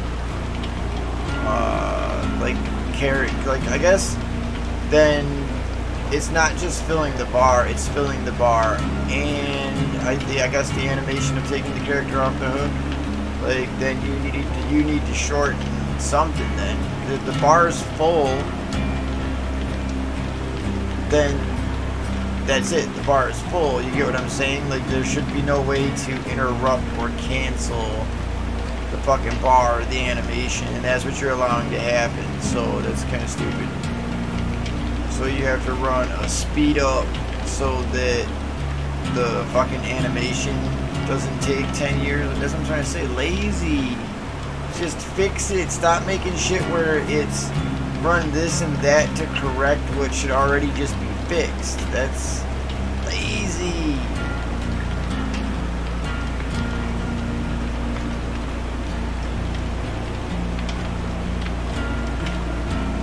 I was kind of wondering what was going on, like why I've been seeing more people get snatched, like off of saves, and why I've been seeing more people.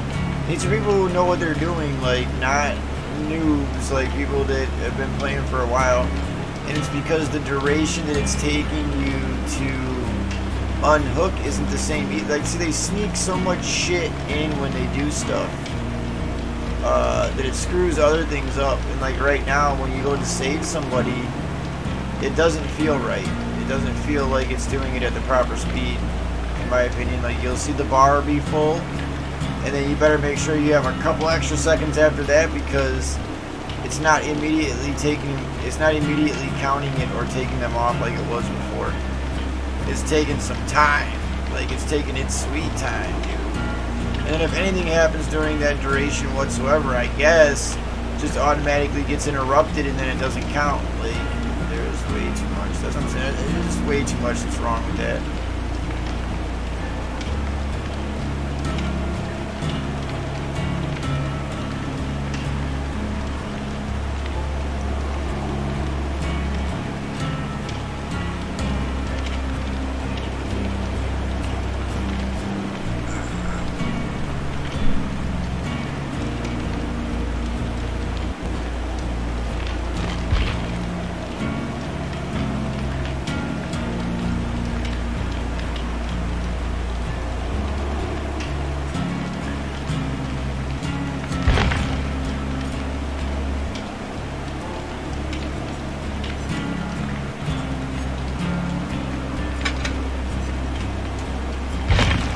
How can you can't really have an add-on for a fire driver, I would imagine.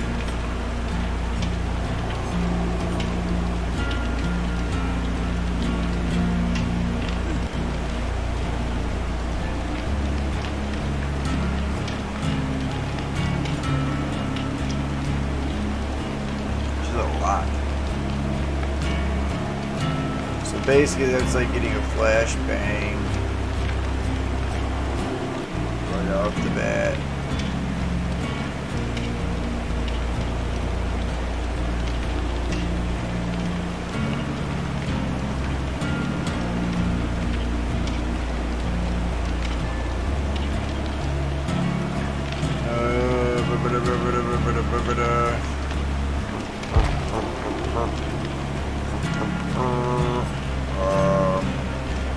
Yeah, this beamer, dude. I can do another beamer. That's a lot. There's two.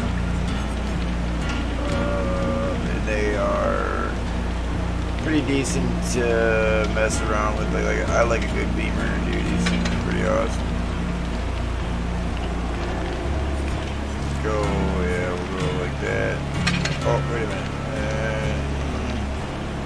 Yeah, I guess I'll do it that way. It's not gonna hurt. And I think that's why people have been kind of like screwing with me during the rounds and like the matches and shit, because I'm using this one right here, and then when they come over they have to know that I got this one right here. And then I'm sure they probably figure I have this one right here, and then if I have to save them or any of their teammates at this point, they know I got this one right here. So they're probably like, holy fuck, this person's got like the all around. I gotta say, this is a as long as your other teammates don't do nothing, like I said, now you could change this right here out for whatever exhaustion perk you would like. Be my suggestion. I'm just doing it because I want the points, and I think the points are a little bit more important. And I think if you do the gens right, the exhaustion perk isn't necessary. But it definitely does help. Like, let's say I ran Sprint Burst in there. Instead of that, I think I might have a little bit better success rate, I think, at like getting in and out of the chases and having certain issues. That's just me. Or any of it. I don't care if you run like Sprint Burst or the Lithe or Smash Hit, or whichever one, balance landing, whichever one does it for you. Dead Hard, as long as you get the advantage from it, then you're good. That's why I want to definitely get the other characters like overrun because I guess that's, like I said, it allows you a lot of space. So yeah, you know, it is what it is.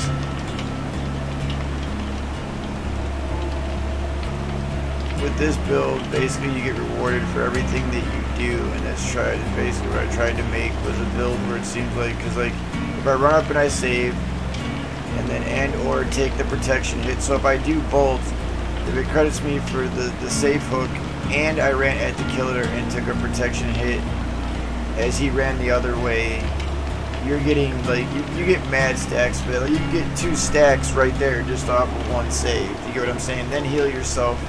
Wait, go do it again, and just like be sitting on stacks, like you just don't realize it's crazy.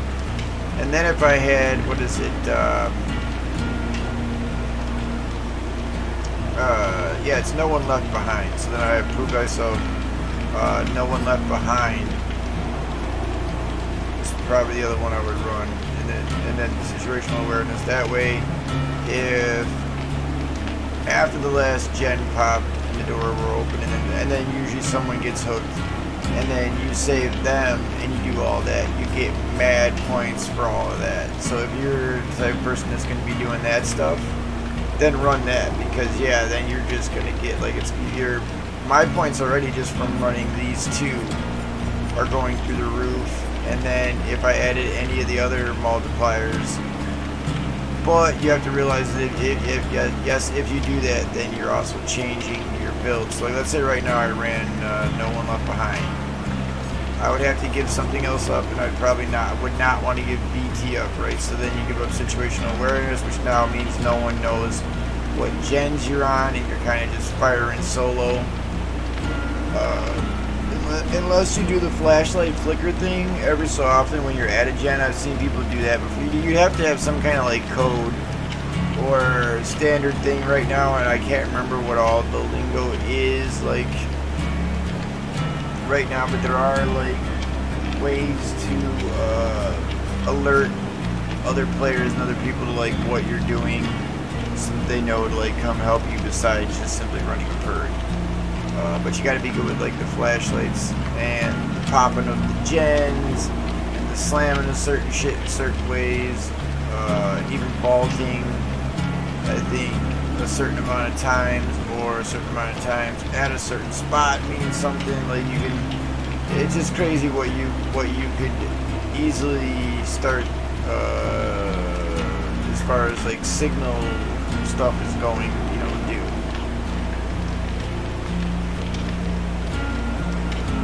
Kinds of weird codes and shit.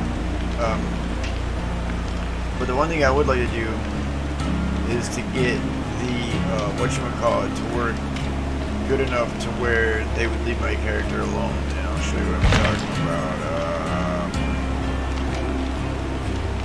I think I have, yeah, I don't think it's tier 1. I think it's gotta be at least tier 2 or better. That's why it's not showing up in one thing. But this, where's it at?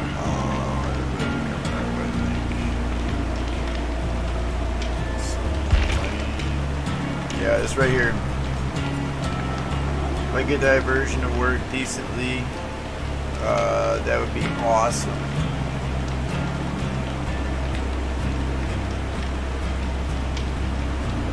So yeah, see, wherever you throw the thing, and then I guess it eventually ends up landing, it makes a loud noise and then false scratch marks. So that would be freaking awesome. That would be beautiful. So who knows? Maybe we'll switch it up. Maybe we gotta try to like change it up a little bit here.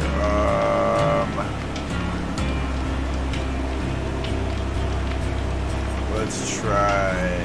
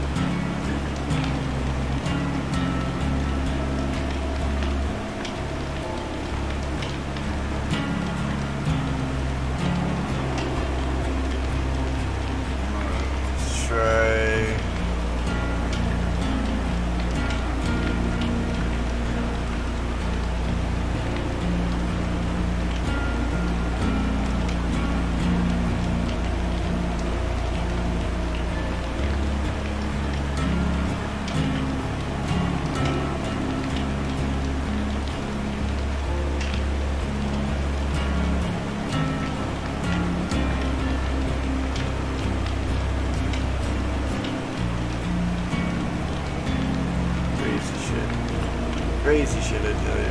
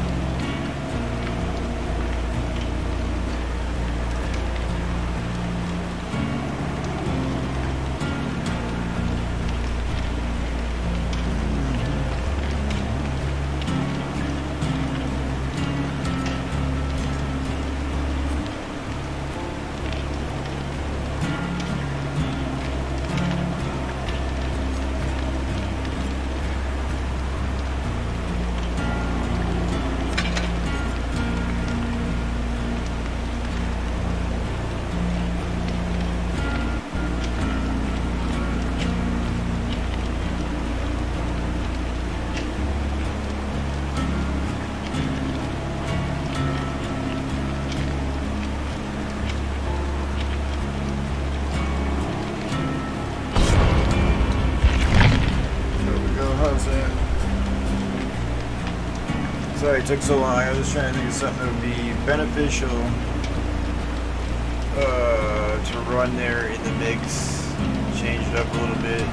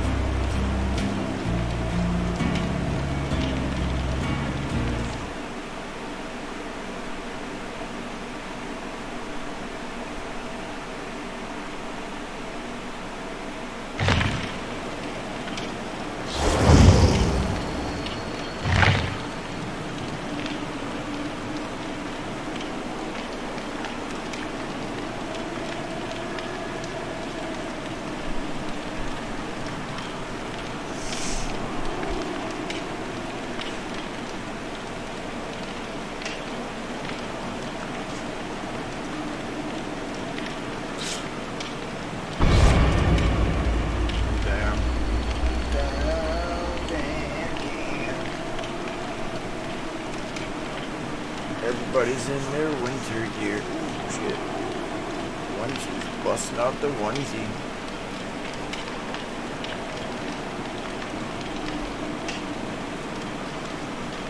The onesie!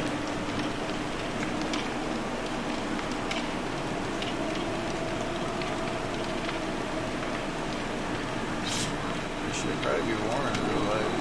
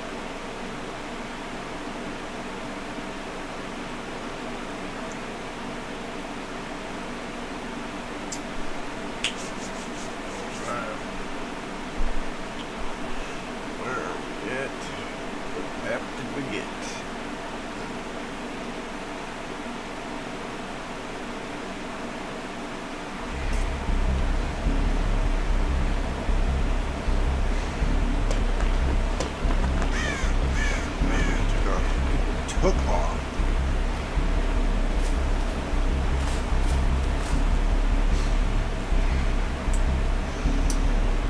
There we go. I can see slightly better. There we go.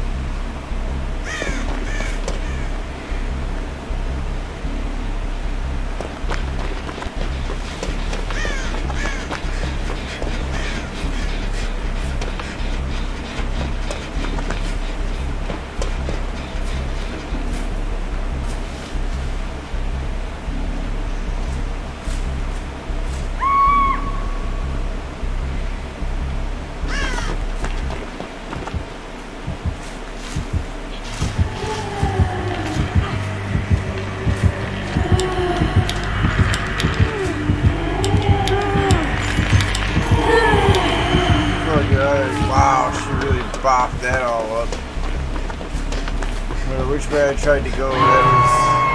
I don't know what the fuck that was.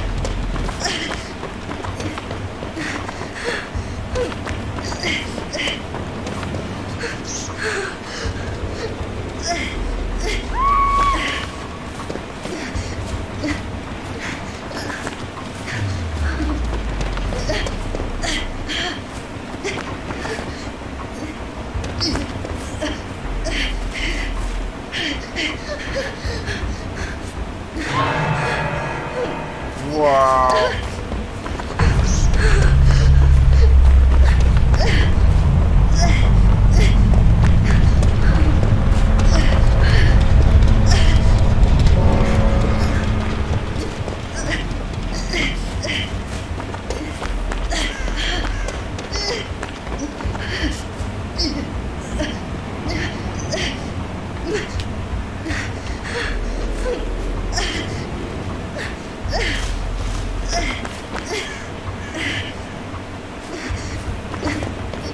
Nobody else knows how to do it again, huh?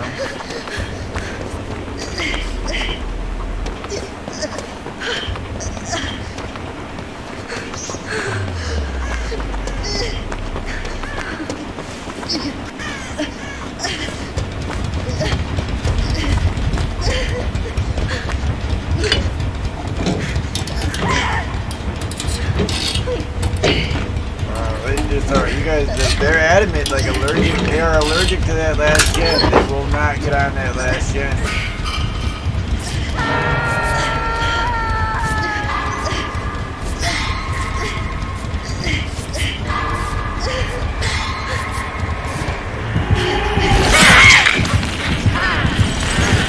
There's something about people, dude. They get down to that last gen, they get allergic to that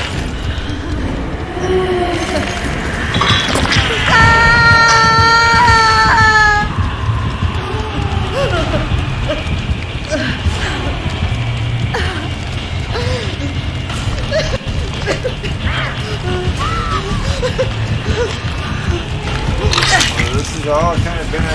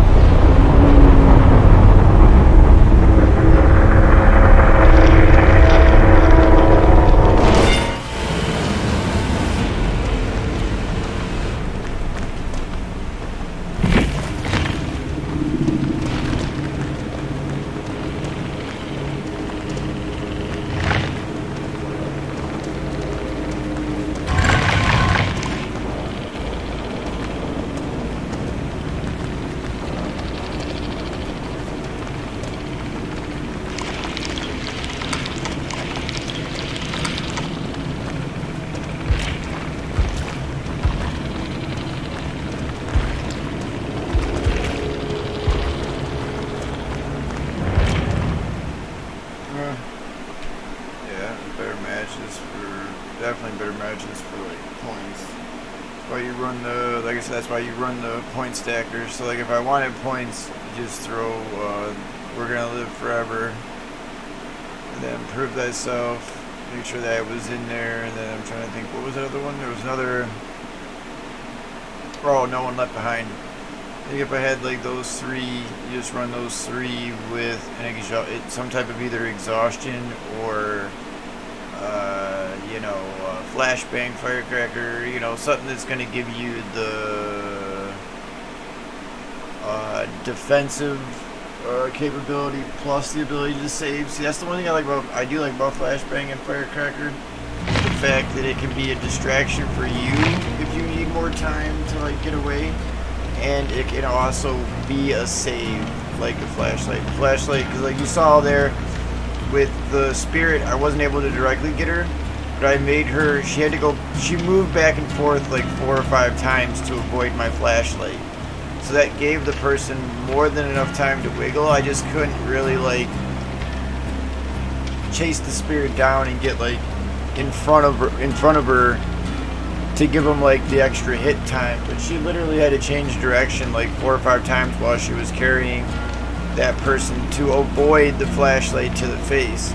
So I've been getting pretty decent with it. Like all I need really honestly is the front on view, like any type of like front on view, and it pretty much I'm gonna hit it. So like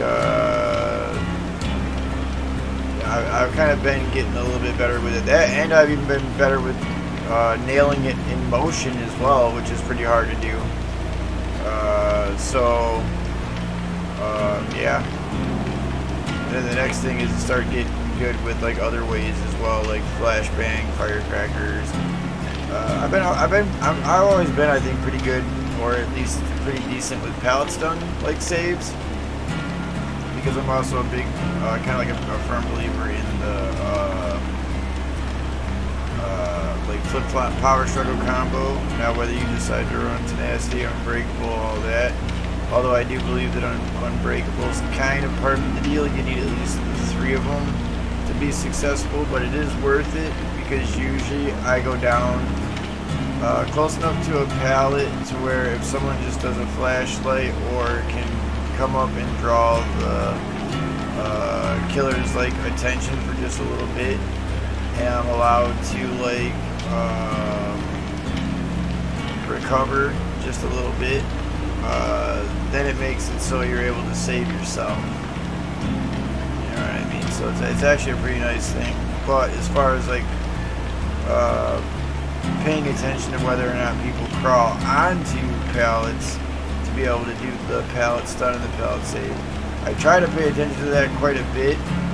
Unless, again, like if you see that you're on, like if I'm on a gen and someone's across the map and then I see them crawl onto the pallet, or what looks like them crawl in between, or basically on the pallet or whatever,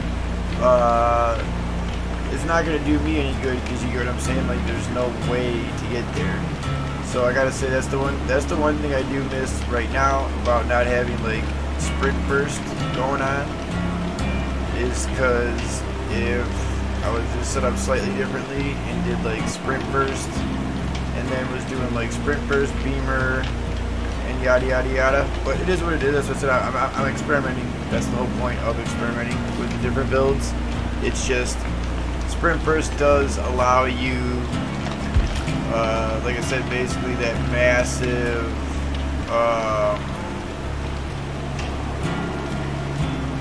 Ability to get back and forth very, very quickly. But what I wanted to be able to do, since I've been getting pretty good with the flashlight placement, saves, all that, is I wanted to get into a position where like I could do like multiple flashlight saves, and then once the beamer ran out, if I needed to, just kind of like, you know, point it at the wall or like the ground for a second if it wasn't like completely out, you know, and then hop in the locker, let it refill, and then do it again, because they have 2 full flashlights like that, of like either a gold or a purple flashlight, is like priceless in a game. Like that would allow you to do double the saves, you know what I mean?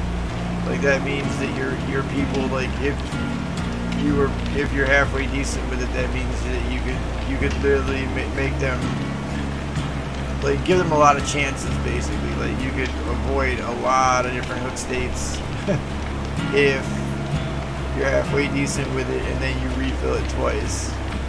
You get 2 full ones of it instead of just one. And then it goes down a little, you know, more and more after that. So like then you get a third one, but that would only be like, I can't remember if it ends up being like 33 or like 35%, and then it drops pretty drastically after that. So basically you're only going to get 3. And on the third refill, you're only going to get about a third of it, but still better than nothing, because I think that would still probably be maybe 1 to 2 saves. I don't know. I don't really know what a third like ends up being. I think it depends on what you ran as well. So if you had, like, let's say a green battery and a gold battery, a third would be pretty good, or a green battery and any combination thereof would obviously be pretty good. So 2 full reloads and then a third seems like it'd be a pretty good deal. So you're getting a lot. Basically, you're getting a lot of saves out of the beamer because of how many times you're able to use it.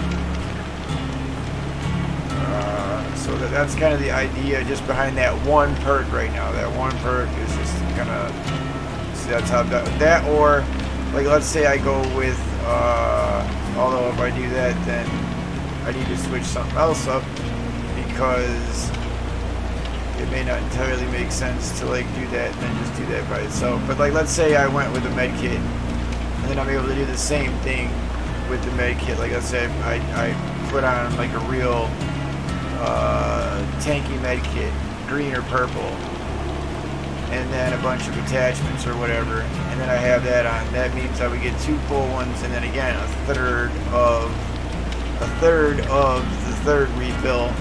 So you know what I mean? Like, what are the odds that I'm even going to need to go 3 full? You know, well, not 3 full, but a third refill. You know, a third refill in, which is only a third. You know, so 2 full refills and then a third on the third refill. Like, it's quite a bit. That's what I'm trying to say. Like, I don't think you're going to go through all that in the game. If you are, then she's wailing on you. The killer would have to be wailing on you and you alone. And really whooping your ass if you're going through 2 full med kit replacements of that strength, of that quality, green or purple. Right? That's just insane.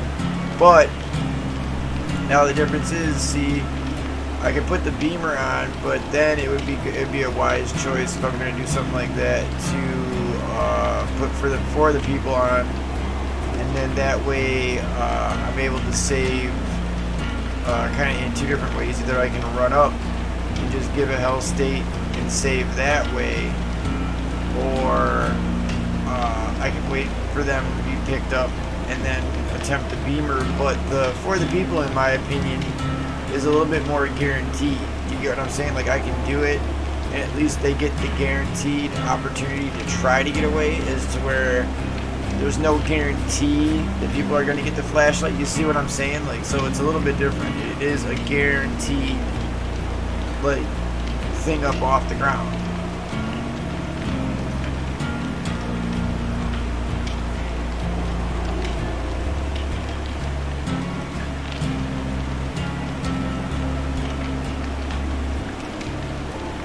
A guaranteed, I guess, opportunity.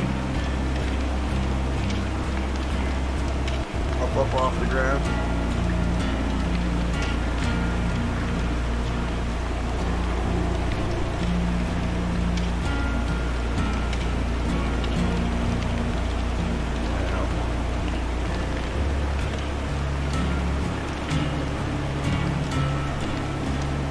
So I'm trying to think if I'm gonna do that, if I'm gonna go with a tank, because if I do the med kit, then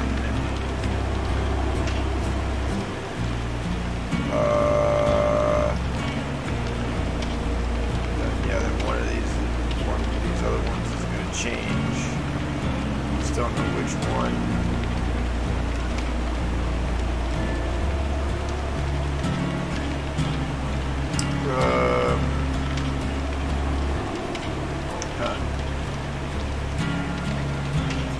guess let's try that. Yeah, I mean, we got enough of them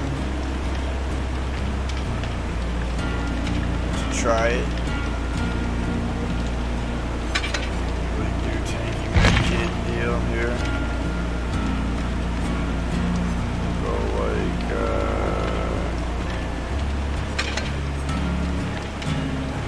this.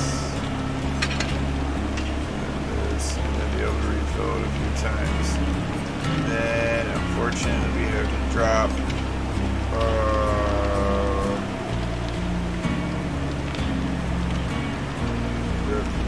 prove thyself.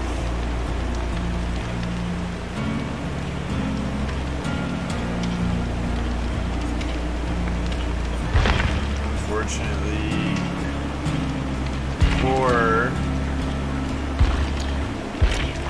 for the people, or you don't. What you need, my friend. And then we have that, which is still kind of like, it's just like if I jump on a gen, if I get a chance to jump on a gen, it lets me know. And I can hop on a locker and kind of have that whole thing going on. I'm wondering if I should almost have like, no, because then I would need, strength, small game, I won't be able to do BT at all. Although I could throw on either the botany or streetwise, which would allow my healing to be a little bit more tanky. In all honesty.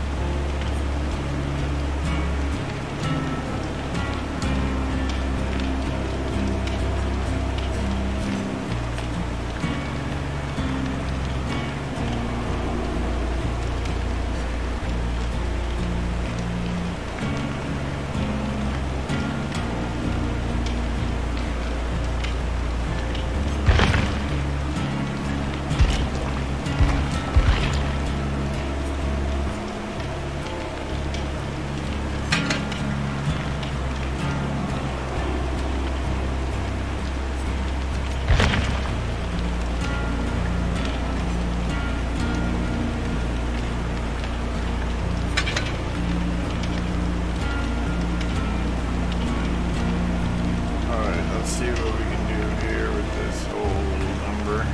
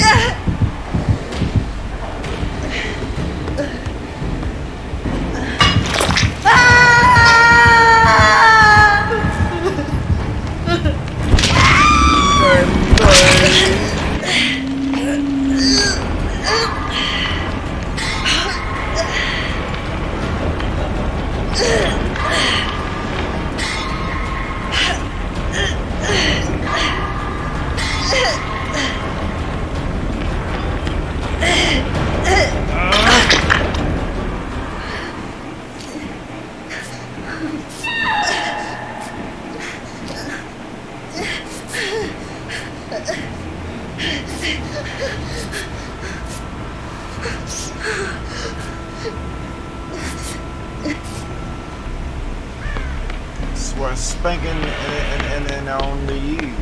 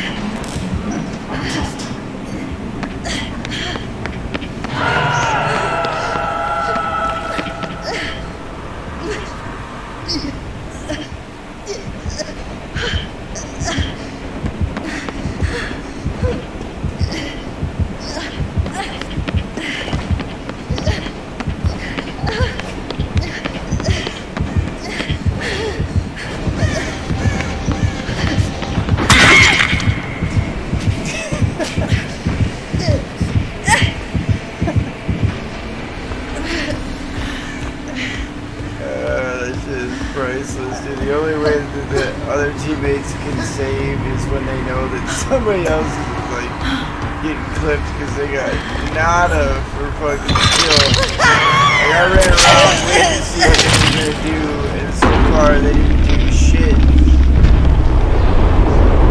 They ran around, they didn't do shit, and they died.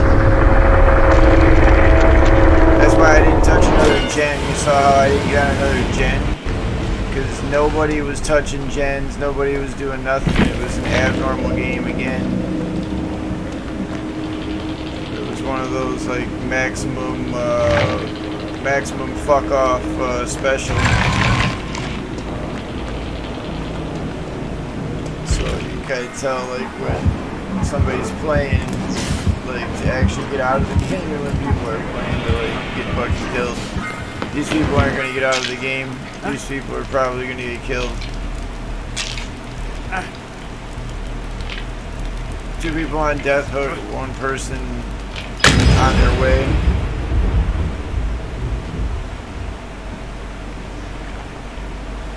Oh, it's not going to end well.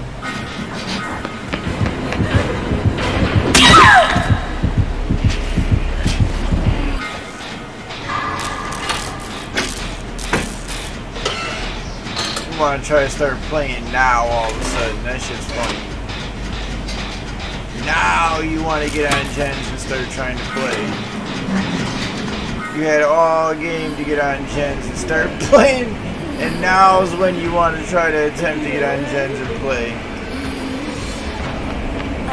That shit cracks me up. This is exactly how you don't play DBD. Make a clip of that, like a good mental note besides like a good clip like the one of the snowman at the beginning where that was awesome. This is the clip of like how you don't play DVD. You would not want to be doing this. If you played like this over and over again, you would probably die a lot.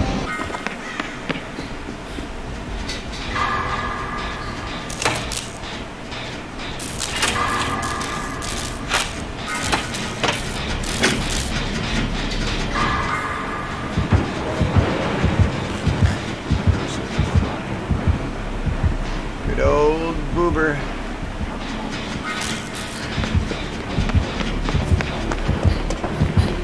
Really like really gonna run out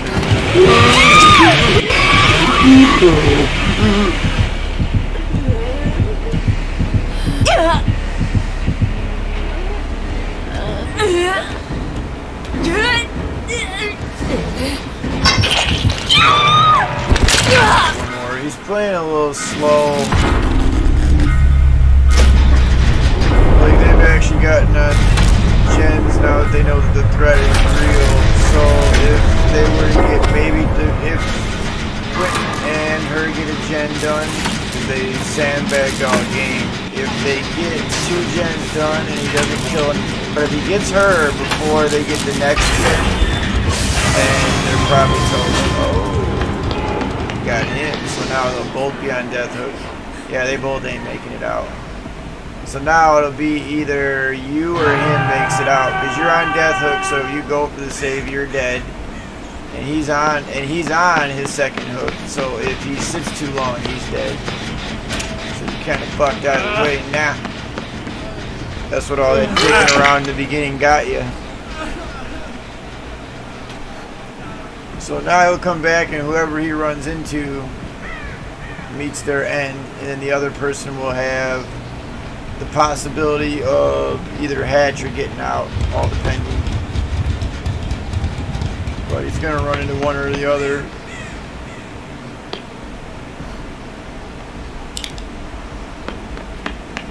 And then bam. He's healing, don't get me wrong. They're giving it the fucking good old college try. But they should have been doing that from the get-go. What they did was they sat back in the beginning and let fucking other people kind of get whacked, and then all of a sudden they decided to try after the fact. You get what I'm saying? Like, if you did the shit from the beginning, then it would have already been like people would have popped. pop, pop, pop, pop, pop them, and like bing, bing, bing, bing, bing. I don't get why people wait to all of a sudden start playing after the fucking game's been going on for however long. You know what I mean? Like, yes, you've been in the game since the shit started.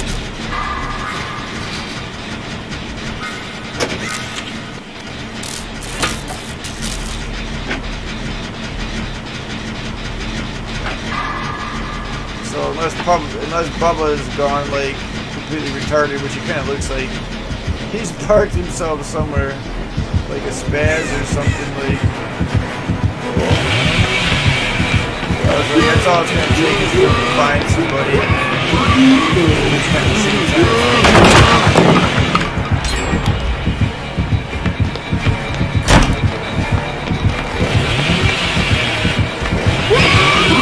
I don't think it's chainsawing, but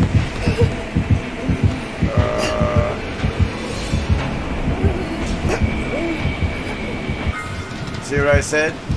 So technically, if he picks this turd up here, right, then that would be fucking 3K, boom, done. Then all he has to do is go right over to the other fucking person who, like, obviously, like, wow, that was, you know what I mean? Like, yeah, like, that's a super hiding spot. And then bada boom, bada bing. So if Bubba chooses to let these two mess around and, like, gives it to him, then he gives it to him. It's not because they're beating Bubba or anything like that. Like, I guarantee you right now he knows exactly where the fuck they are and what they're doing. He knows that she went back to be healed. He knows that she was on the ground. Right now he's just playing with them because he could have the 4K. Like, they're not even hiding in smart spots. You know what I'm saying? They're like all spots where you already know where you're at. So if he throws you on a hook, you should already have been thrown on a hook. There's your 4K. Right now it's all just shits and giggles.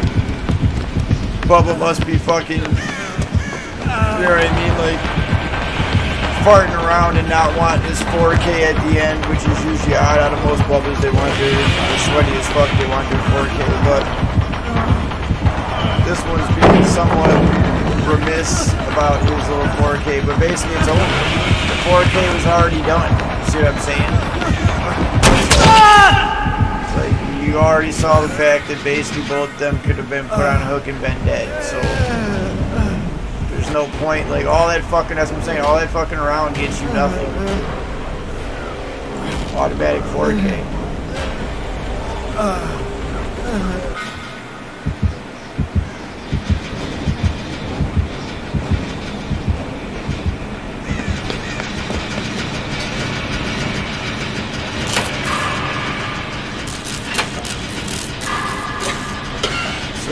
Alright, that was the last game anyway, so it's kind of good to prove, you know what I mean? Like I said, you only need one other competent person with you that goes gen to gen with you. And I proved over and over again that you can get in and out of pretty much most games that way. But all you need is a few people doing like what they did here at the beginning of this game. And then every game's going to end pretty bad.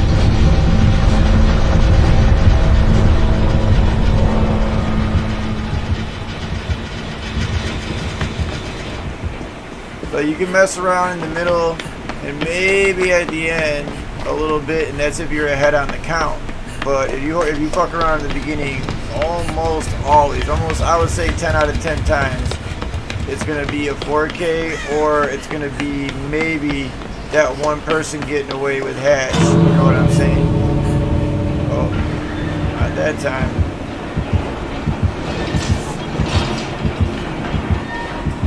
So.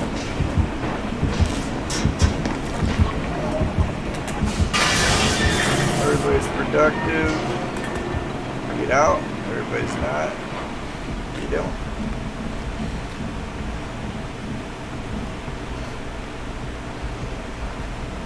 So we've had pretty much good matches, like almost all of our other ones. I think this was the only one. I think this was the only match where it was a 4K, and it was kind of like a 4K in a bad way, where like it could have been prevented. You know what I mean? I don't know. The rest, any of our other 4Ks where we pipped like way long time ago against the killer in the game, and then we were just giving the killer a chance. This here isn't that. This isn't where like we all pipped in this game and then we were going back and giving the killer a chance. He basically just mopped the floor with everybody because they screwed off in the early game.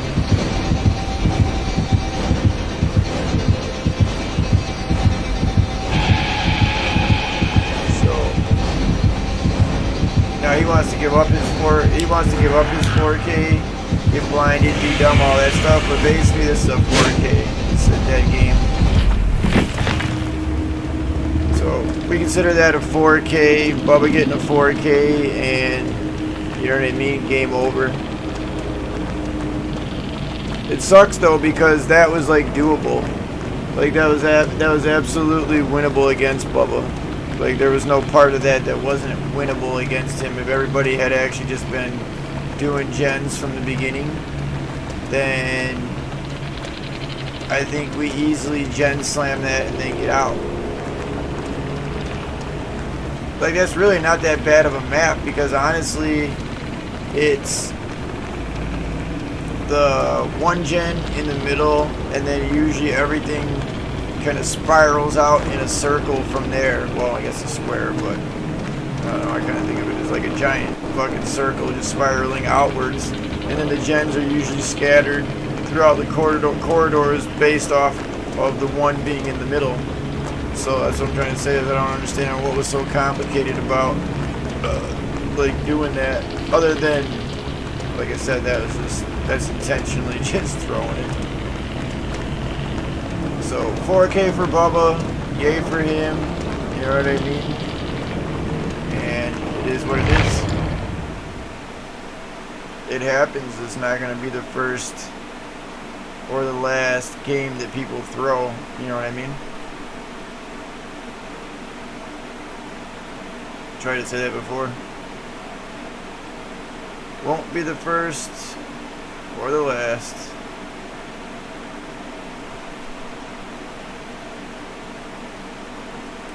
And it wasn't fun either. Like, I guess most people would say, alright, besides rating it that way, then rate, was that fun? No, that wasn't fun. That wasn't a fun game to watch a bunch of people run around and get themselves smacked, beat up, go down, not get anything done. Then you basically try to run over to help them just to watch them go right back fucking down. Like, nah, not really. I wouldn't say that I would rate that one. That map and that particular experience as fun.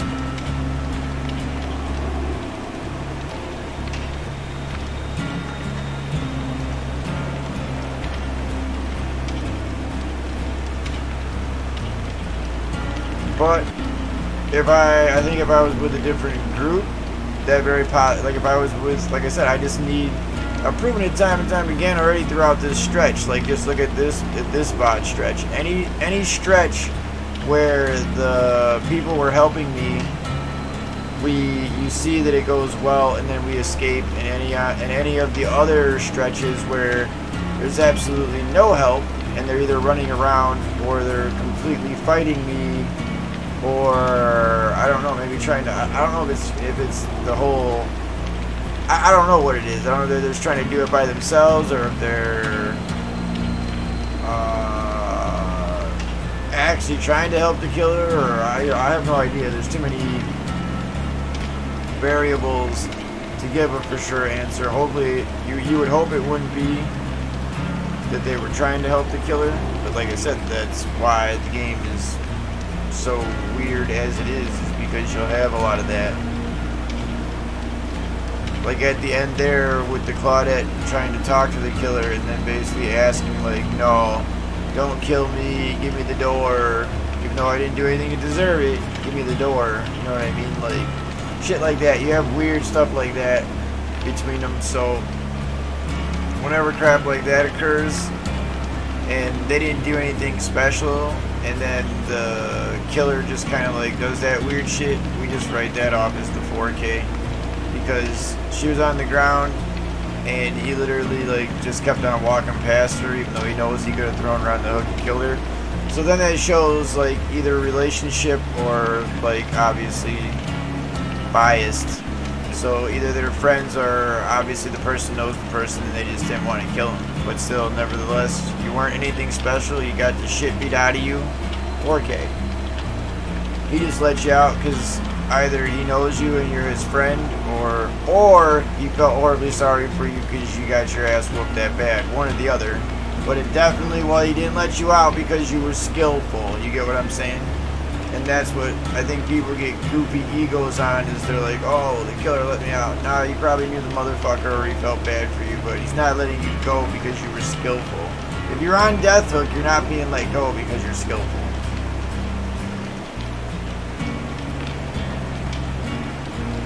You see what I'm saying? You dig? Not very complicated.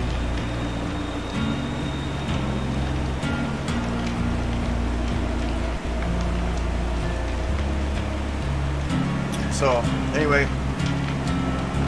it took forever because we were approaching that time again. So I'll try to hop on tomorrow, like I said, a little bit earlier. But I had the ear kind of like surgery and procedure today, so I had that going on like a little bit earlier, and I didn't want to like mess around with anything. So,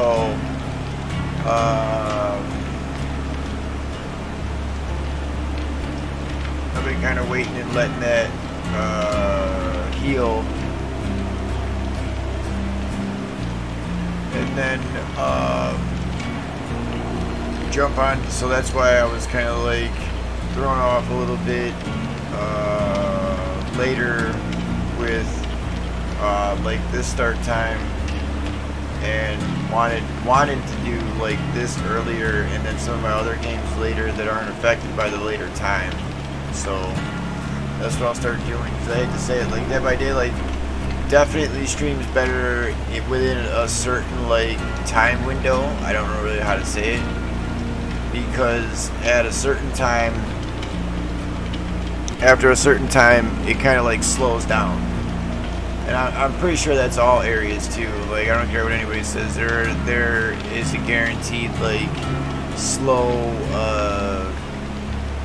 like it's not really like a dead zone, but it's the zone where it takes like the longest for shit to load. You know what I mean? Because like usually like I said, any point from like I would say 6 a.m. all the way until about midnight, 1 o'clock here is good. And then right around midnight, 1 o'clock, you'll just kind of see it fucking hits, wham. And then it just takes forever to like get into games for some reason. So I don't know what it is, or if it's where it's located, or hours, or people changing shift, or who knows what the hell it is. But all of a sudden, like, it'll take shit. That one game right there, it almost took like a half an hour to get into the game. So before I'll do that, I'd rather wait and then just get on it a little bit earlier, and then know that I can just bang, bang, bang, bang, bang, bang, bang, just get into game after game after game after game, like earlier, and not have to worry about it. Like, it shouldn't take that long to get into games, you know what I mean? But it's because of the odd hour. Like I've proven that before too, like over and over again, what hour is good to kind of like do a little bit of streaming of this, and then what's good for like almost everything else. This is the only game that like kind of like suffers from the later hour, or like the overnight. That's why back like when we were gonna do like the 24-hour, which I'm pretty sure I did accomplish, even though the thing kind of broke up towards the end there and got weird. That's the software, not my fault. So technically I kept going, and it did stay streaming, even though it got like funky. It stayed streaming for the 24 hours. But back when we were gonna do the 24 hours and 48-hour challenge shit, we were thinking about all that stuff. So, like, how long could stuff stay going? You know, how long could we stay going? Was it worth it? You know, all that stuff.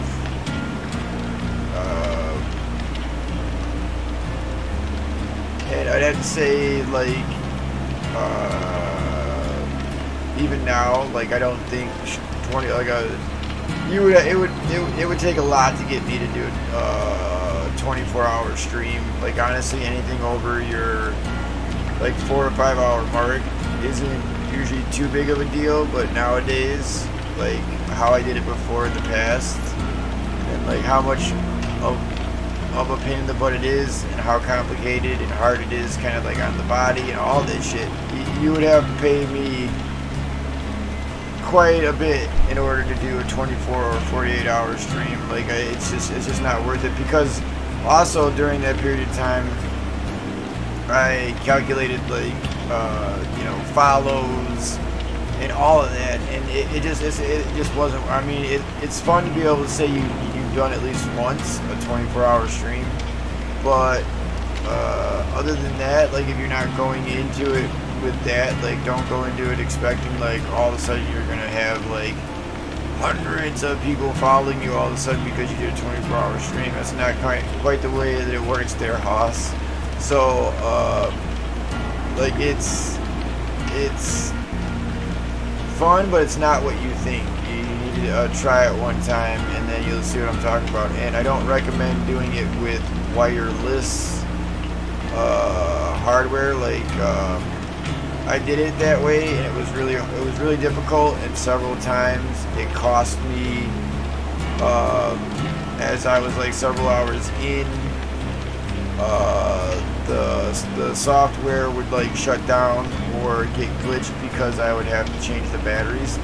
So if you're ever going to do a 24 or 48 hour stream, wireless is definitely not the way to go. I hate to say it, but in order to make sure that you definitely stay connected no matter what console, or even if you're on PC, make sure you have a wired controller, and then that way it's a continuous feed running off the machine that you're like hooked up to, that has the like direct power and current feed, because the wireless thing, I'm telling you, it'll get you in trouble. Like it's great if you're only going to game for a couple hours, you know what I mean, like 6, 8, maybe even 10, even up to maybe like 12 hours, you're good. And you could pull off 24 hours, but there is probably going to be at some point where you're going to have to change the batteries, and there is the potential for that to screw up the stream or for it to disconnect you. So with knowing that, you know what I mean, you know, kind of do it at your own risk type of deal. So I'm not saying you couldn't pull it off. Like I've switched batteries quick enough and then it not interrupt the stream, but then I've done it and then I've had it drop the stream. So if you were truthfully trying to do it straight through, the more reliable way would be wired. Plus, like I said, I don't know, I'm kind of more partial to the X91 wired controller myself, like as it is, because I had a good one before somebody literally like stepped on it and kind of smushed it and bent the joystick like one direction. It was a really good, reliable controller. That's what I'm trying to say, is like I could beat on that thing day after day after day after day, and being plugged in, I never had to worry about batteries, battery level, any of that, and it was just as responsive as any of the wireless controllers. And as a matter of fact, it was smaller and felt better in my hands and more even all the way across. Now don't get me wrong, was it as durable? Maybe. It was a hair like less. I shouldn't even say that. It's just smaller. I don't want to say it was less durable, but it was just differently shaped. It felt like a beefed up, like I said, Super Nintendo controller, except meant for Xbox One, and it was just beautiful. And it was red and black, and I think blue and black that I was looking at. And I definitely want to grab another one because the amount of like headache and hassle it saves, and it comes with a crazy, ridiculous long wired cord, so that you could literally almost be on the other side of the room type of deal. So the whole wired thing is not an issue. Like I never found it to be an issue. It was just as responsive as any of the wireless controller counterparts, and then I was able to plug it into my PC and then use it for other games, you know, that way. So had multi-function there, obviously. But the best part was no batteries, nothing to die or have to change out. Like, you didn't turn it off until you were turning off the machine. So again, just one of those things. Like, I want to get back to that. So it's like also, it was at a much more reasonable price than the standard controllers as well. Just as well constructed, in my opinion, but considerably cheaper, like $20 to $25 cheaper than your standard wireless controller. So see, wired, there was really no downside, and it was official. It's not like it was like a Mad Catz or some, like, you know, Hypersonic or like Hyperzone or some off-brand. It was Xbox One official, X91, you know, wired controller, and I definitely want to get another one. Since I had the red and black one, this time I might just get the, I think it was like blue and either blue and black or blue and white. I'll get the other one, whatever the other color was, this next time around, and then that way I won't have to keep on dealing with this. Because like right now I deal with the like anybody else, the battery swap, because I had to go get another controller right away just to be able to kind of stream and keep up with everything. And it isn't what I guess it isn't what I want, because I want another wired, but I'll have to go and act with that, or I'll have to order it. I think I'll have to order it, honestly, because I ordered the other one. Like, I didn't go buy that one in the store. I saw that one and then kind of took a chance that it was going to be like how they were describing it to be, and then when I got it, like I said, I kind of fell in love with it. So I was using it all the way up until when it got broken by the other person. And that's kind of the worst thing too. Like, everybody knows that too. Like, if you break something of your own, it's one thing, you know what I mean? Because you kind of can deal with it, because like it's, you know, be mad at yourself, or like, what are you gonna do? But like when somebody else breaks your shit, you know how, you know what I mean? You know how you get angry to the point where you like want to do something, and because it's not you that broke your stuff, it makes you angrier. You know what I mean? That's where I was kind of at with it. Like, I didn't break it, and it was mine, and it was nice. You know what I mean? And new, and somebody else did it, and then so it's one of those things that I think anybody can kind of understand, that it makes you angry when somebody breaks it and you really like it. Like, I really like that one because it's much smaller in your hand, and especially when you're playing a game like this where it's like every little maneuverability like thing is an edge. Like, every little thing can be an edge with the way people are setting their stuff up. So why not have something that feels like really good in your hand, and just the controller itself is the edge, you know what I mean? Instead of it being like an Elite and I have all these extra buttons and triggers and prongs and all this other shit set up. The X91 itself, the controller being smaller, and just like the way it is, I can reach everything so easily, especially like the front of it too. I like the way that it was designed, like in a complete straight line, flat bumper buttons, and not like bumped out. And I don't know, I just, like I said, I like the way that it was, and I think it was for the price and what it is, it's definitely durable enough. Like, obviously none of them are gonna last forever, but I think that, like, I had the person basically like crush mine basically, so they can pretty much withstand quite a bit, because it was quite a bit beyond normal tolerance that did mine in, and it didn't even like completely do it in.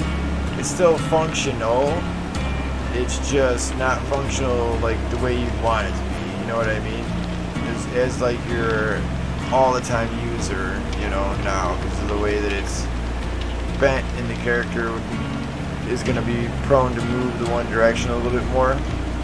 but whatever. It is what it is. Anyway, like I said, hopefully you guys enjoyed the content. Hopefully everybody has a good holiday season here, and I will definitely be catching you in the next one.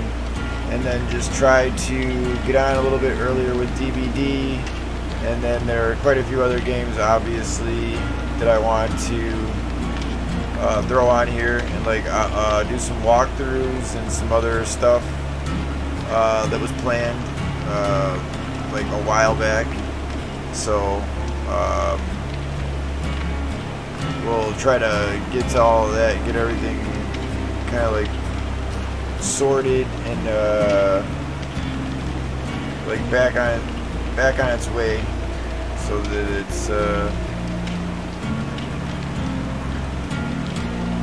kind of like how it was before, but better. You know what I mean? Like it was shooting for a certain goal before everything got screwy, and I'm just gonna kind of keep my eyes on the prize and continue to go for what I was trying to do.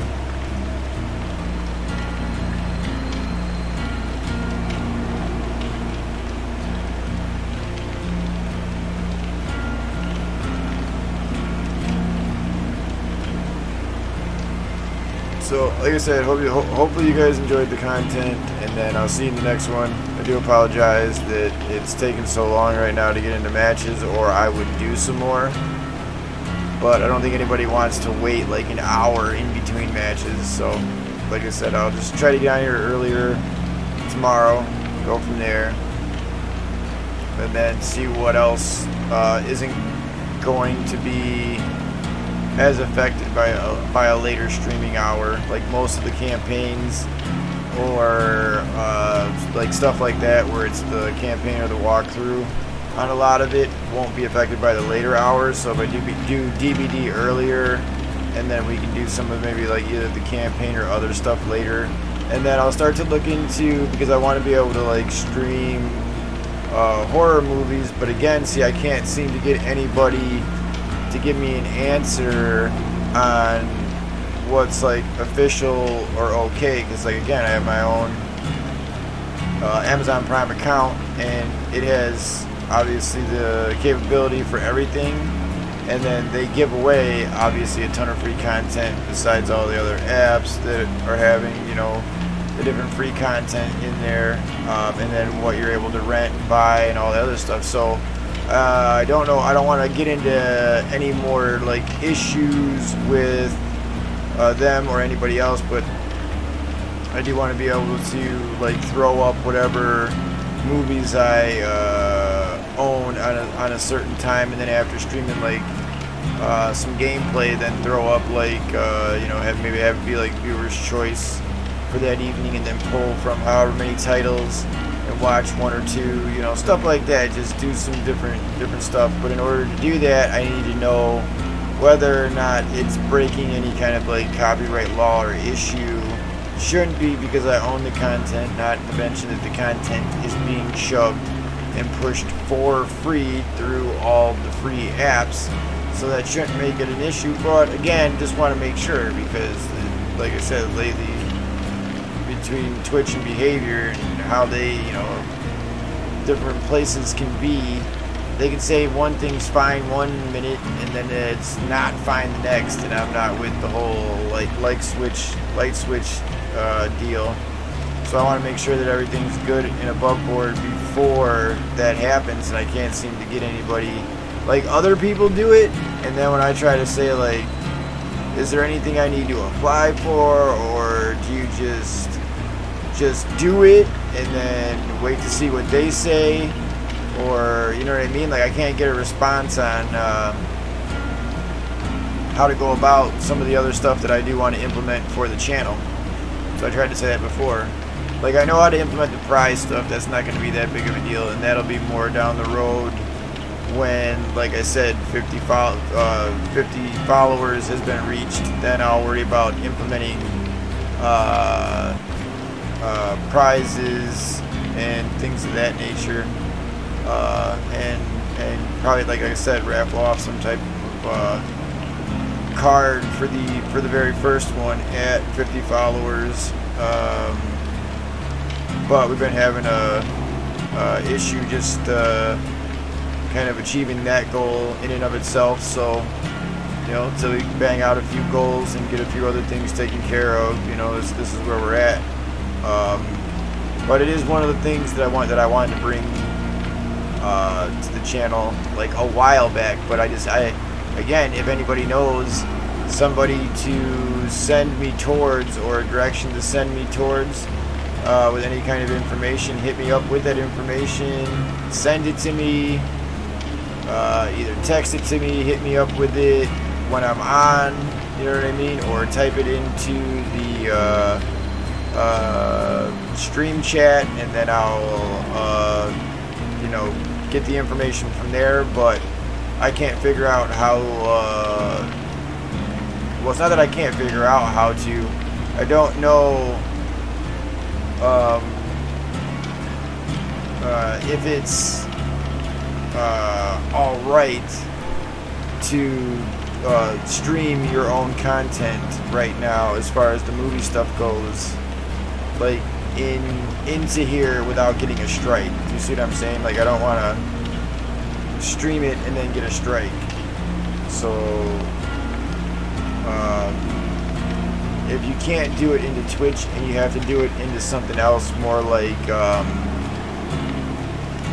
Discord or like Melon or one of the other ones, that's what, you know what I mean? That's what I want to know. Does it have to be something more like that, or can you do it into, because Twitch has the DCMA, right? DCMA or DMCA or whatever it is, and that thing gets a little bit nutty on like overstriking things sometimes.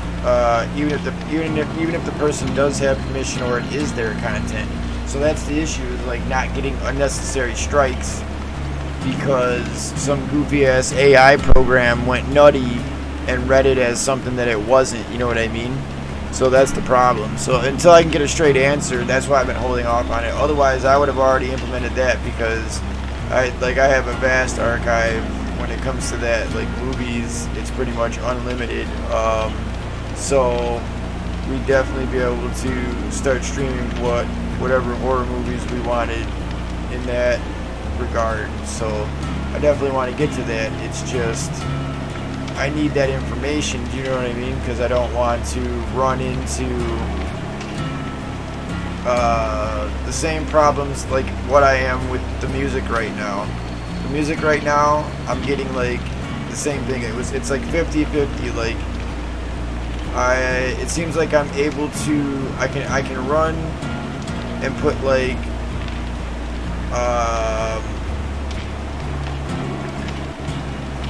brand name or like copyrighted music into my Twitch stream, because I multi-stream, which also then goes over to YouTube and Facebook. But as long as I don't attempt to monetize off of the stream that has like some other artist music in it, then I'm fine. But if I were to try to monetize, like somehow make money off of that, then that would be copyright infringement. So, and then there are a couple different sources for like non-copyrighted music, and then you can do that as well. So I do like that as well, that they have a section where you can have like non-copyrighted stuff. But when it comes to that, when it comes to either a movie or TV show, unfortunately, it's not going to be there. You're never going to have like a non-copyright issue, because it's always going to be from something that's currently on or was at some point on the air. So I just need to know that as long as it's in a like either a free app or offered through your device, then it should be fine. That's so, like I said, until I can get a little bit better information, because like now I know what to do with the music. You see what I'm saying? Now I know what to do. Like I can run it. I'm not allowed to monetize. It's better to kind of usually just run brand name music or copyrighted music on Twitch only, and then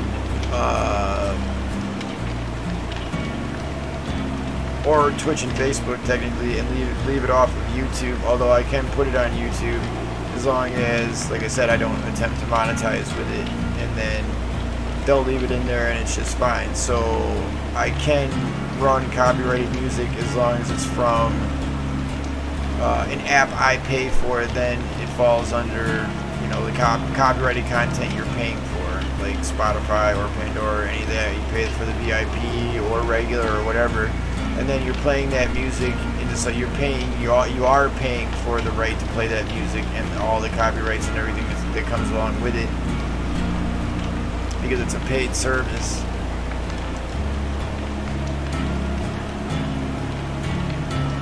Just like my Amazon Firebox, you know what I mean? I pay for that. It's not free. So then all the content that falls within that is my content. You know what I mean? To do what I want with, except for, you know, piracy. So yeah, I can't like take it, download, burn it. But if I'm watching it and then I stream something that I'm watching, I'm not pirating. That's just sharing. You get what I'm saying? Because nobody owns it after that, and after we're done watching it, poof, it's gone until I were to fire it up again. But nobody else would have that information. You get what I'm saying? So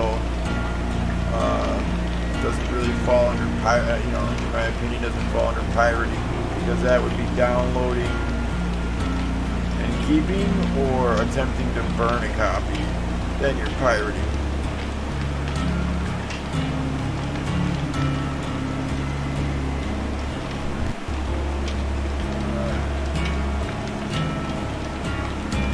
So anyway, but that's why I haven't, and it's not to get crazy off track there, but that's why I haven't implemented it. It was because I didn't want to like have any issues, because I can't get a straight answer yet, like I couldn't with the music, and I don't want to just like, that's a little bit more riskier, and I'm almost certain that if I just start streaming any old horror movie, that they're probably going to strike me like right away. So I don't want to do that. Like I do need to really get somebody like on the horn from them, and then ask them like what's going on with that, so I know, because I really don't want to like catch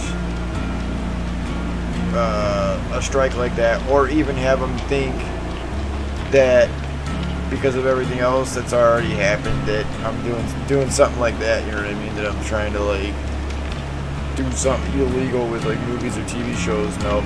Just trying to offer my community, channel, and viewers something a little bit more, and I think that would be pretty awesome, because then you could stream content, and what the big plan was there with leading into that, which is not really rocket science, would be to like stream certain content and then follow it up with the movie, or watch the movie first and then go into the video game content that associates with it. You know what I mean? So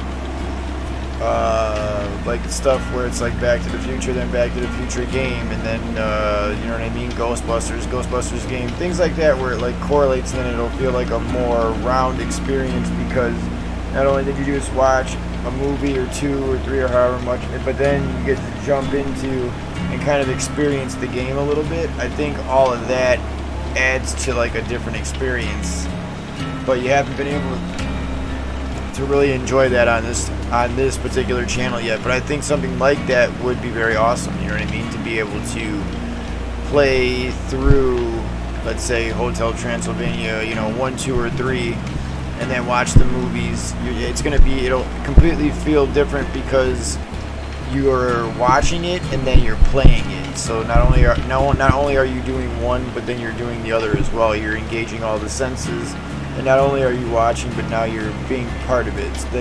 So at first you're watching the movie, and then you're playing the video game, which is like almost like an interactive movie. You see what I'm saying? So the movie primes you to want to play the video game, and then you play the video game and you get more satisfied because you were just watching something that you really wanted to like either do or be a part of.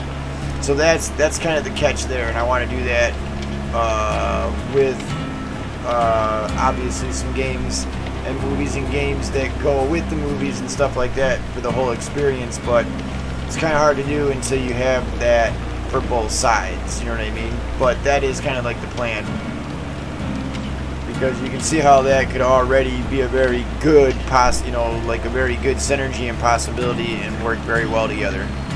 So it is something that I'm aiming for. Just know, that hopefully I can get that part worked out, and then it'll start to be movies and games that go with the movies and their counterparts, and then it feel like a whole nother experience.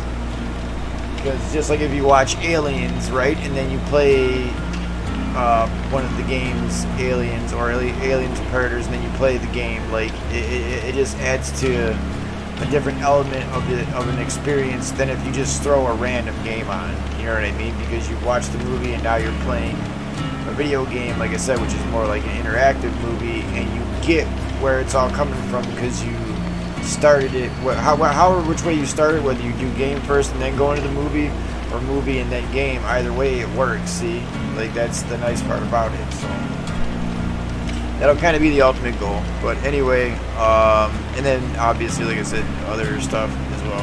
Various prizes and other things down the way once certain goals can be reached and achieved. Then obviously for that, start doing nice stuff. But so anyway, this is Hardy signing out. Babbling too long. Hopefully you enjoyed it, and I'll catch you in the next one.